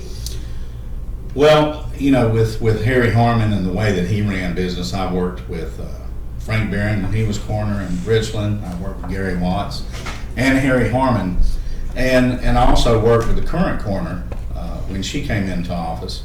And right away we could see that unfortunately things were not what we thought they were going to be. And so we tried to help and assist in any way we could, because being with the Sheriff's Department, we want to try and make people successful. So we did try to do that, but it was unfortunately unresponsive when we tried to help. And with our years of experience, we could tell that they didn't really have the training or experience to do it. And we offered all of our assistance to do that, and it was just not appreciated. So, if experience matters and inexperience causes problems, have there been problems like that? Yes, there's been documented problems. In fact, I know we put out something here not long ago, and some media sources were coming around asking questions, but they wanted proof, and we did have the proof, but you have to be careful with disseminating information like this, that you don't want to be insensitive to the families or inappropriate, and there's laws written about stuff that's being shared in cases. And so we have it, but we could not release it without permission from the families, because that would be wrong to do. And so the media sources couldn't get officials or anybody to stand up and do anything but other than no comment. And so nobody would say anything. Now you know, Miss Fisher, and I know her and her husband well, close friends of mine, sweet lady, compassionate, but she says that you've kind of gone dirty with this thing, that there's mudslinging going on. Is this mud or is this the issues? This is a job interview for me. It's the longest job interview I've ever had with the citizens of Lexington County. I don't have any problem with Margaret Fisher or Clifford, either one. They're nice people. They're good citizens of Lexington County. There's no problem with them. Every person that is a working person in Lexington County gets a job evaluation once a year. And this is all this is a job evaluation over her performance. And we're bringing out these issues because this is the way we have to bring them out. You don't take your car to a shop if it's not broken. You don't take it to a mechanic. And so we're letting folks know, and I know some folks get upset because, well, they consider this dirty politics and this. Well, the truth, it might be painful, but it's the truth. We have the proof.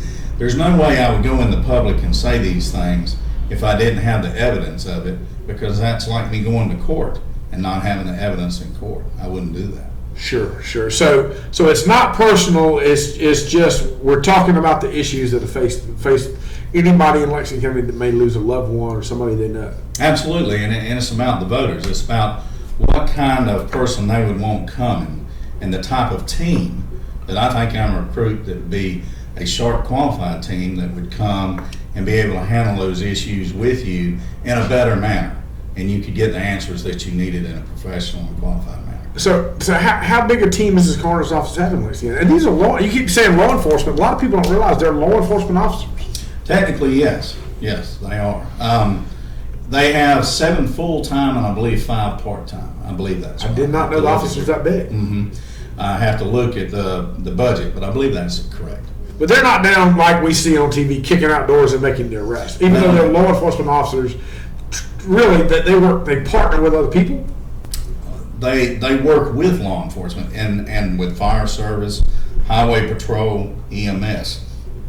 It's a partnership. You can't go in. It's like driving out here in the roadway this morning. Everybody has rules of the road, and you have your lane to participate in. If you have someone driving recklessly, then somebody gets called and we go get them off the roadway, they're going to cause damage. Well, it's the same thing with law enforcement. They have their lane to be in the investigation. The coroner's office has a lane. Fire department has a lane. EMS has a lane.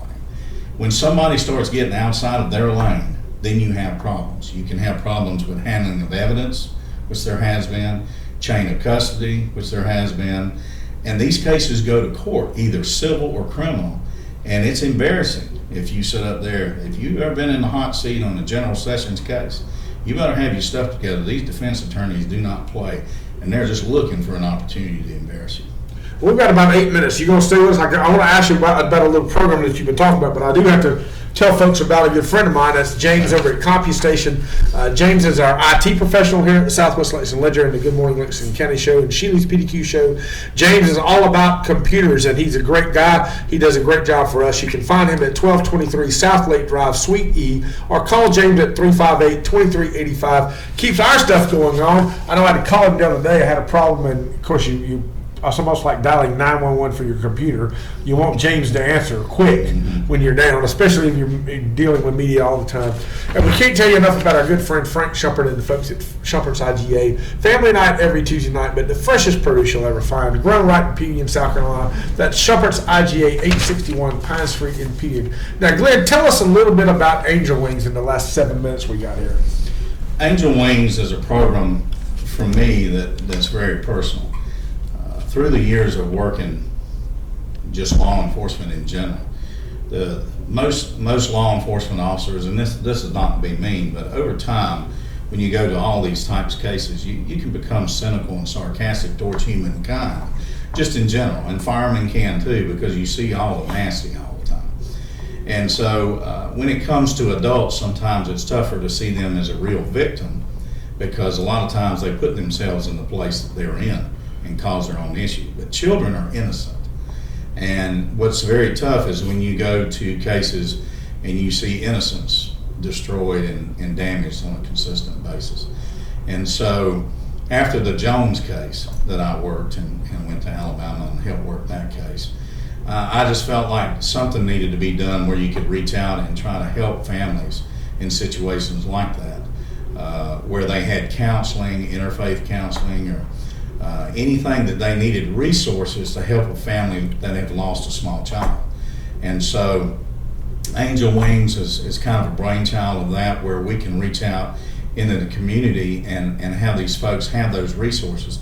Now, they don't have to use them, but it'd be available to them if they wanted to use them. And that would be through the coroner's office? Yeah, that's what we would like to do. Mm-hmm. I understand. Okay, so people could come to the coroner's office when they've lost a child, and that occurs. And we're not talking about just small children. This time of year, it is so terrible. When I start watching what's happening in Lexington County, we start seeing teenagers, car wrecks, drowning. We have a couple that drowned every year. Last year we started the summer season with several that went down in the river and drowned. I mean, that's a tragic time. And this program would put them together, sort of like the Sheriff's Department's CAT team. They would bring them together with the resources that would help them out. Yeah, and that's the whole intent, because when you're going through a difficult time like that, any death is difficult, because once you get through original arrangements and get through the funerals and things like that, then you have to deal with the banks and finances and probate and all those, and a lot of folks don't know anything about that. And we want to have stuff that is available to folks to where they can deal with that. But also, I'm just struggling with this. That was my precious child, and I don't understand why. And I can't tell you that I'd understand all of it either. But you should have someone that you can go to, and possibly other parents also, and see if we couldn't get you some help and get you through that time. Now, Glenn, before we go, we've got about 4 minutes left. I want to give you the opportunity to tell about some of your friends that have offered their support, because you have had folks that come out and support you for Coroner Lexington. Who are they, and what do they do, and how important is that? Well, Dwayne Johnson is retired from the FBI in Washington, D.C. He was a latent print examiner and evidence guy with the FBI, and he worked, I think it was over 35 years with the FBI. I may have my figures a little wrong there with his time, because he's been around forever. It's hard to tell when. Then he did 10 years at Lexington County. He was the APHIS operator with the automated fingerprint system.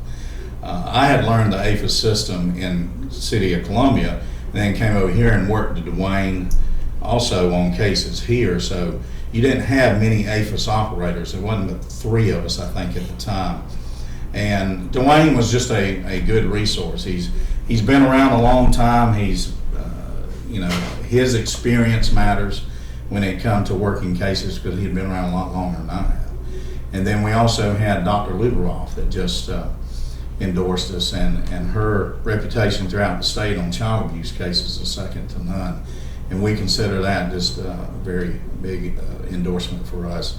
And then an endorsement for the Angel Wings program too, that she knows about. So. All right, so these folks have endorsed you, and obviously they've got a great deal of experience in their fields. Tell us, if folks want to talk to Glenn Ross about this run for Coroner, if folks want to see you, if folks want to contact you, how can they do that? Where are they going to be able to see you this week? Well, you can see me now. I'm with Paul Kirby. There you go. See me now. Yeah, you can see me now. I'm not sure, really. We may be at the tractor pool in Saluda Saturday. I believe it's on Saturday. And I know that's in Saluda. A lot of folks from Lexington is going to be there. It's supposed to be pretty big. We may be there. We're having an open house. Oh, yeah, too. On Saturday. That's right, this Saturday. So we could certainly be here too. Yes. So we're kind of flexible a little bit this week. You got Memorial Day weekend coming up, and so there's a lot of events you'll probably jump at the last minute on and go to. But how about if they want to just call you and talk? How do they do that? My cell phone's out there on the website. We have Facebook. We have LinkedIn for my qualifications. We have the web page, and we have Twitter.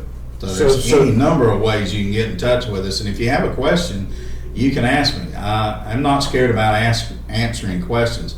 I may not have all the answers, but we can try to look and see if we can find them. So people can call you and ask you about your campaign and the issues and your experience and those kind of things. They can see you hopefully here at the Ledger Saturday, 11 to 2. Maybe the Saluda Tractor Pull. A lot of things going on. some words of advice for people going into Memorial Day weekend. It's a tough weekend and often tough for the coroner's office, and that's sad to say. Yes, it is. The biggest thing is just be careful, be cautious, follow the rules of the road, don't drink and drive. These should be simple things.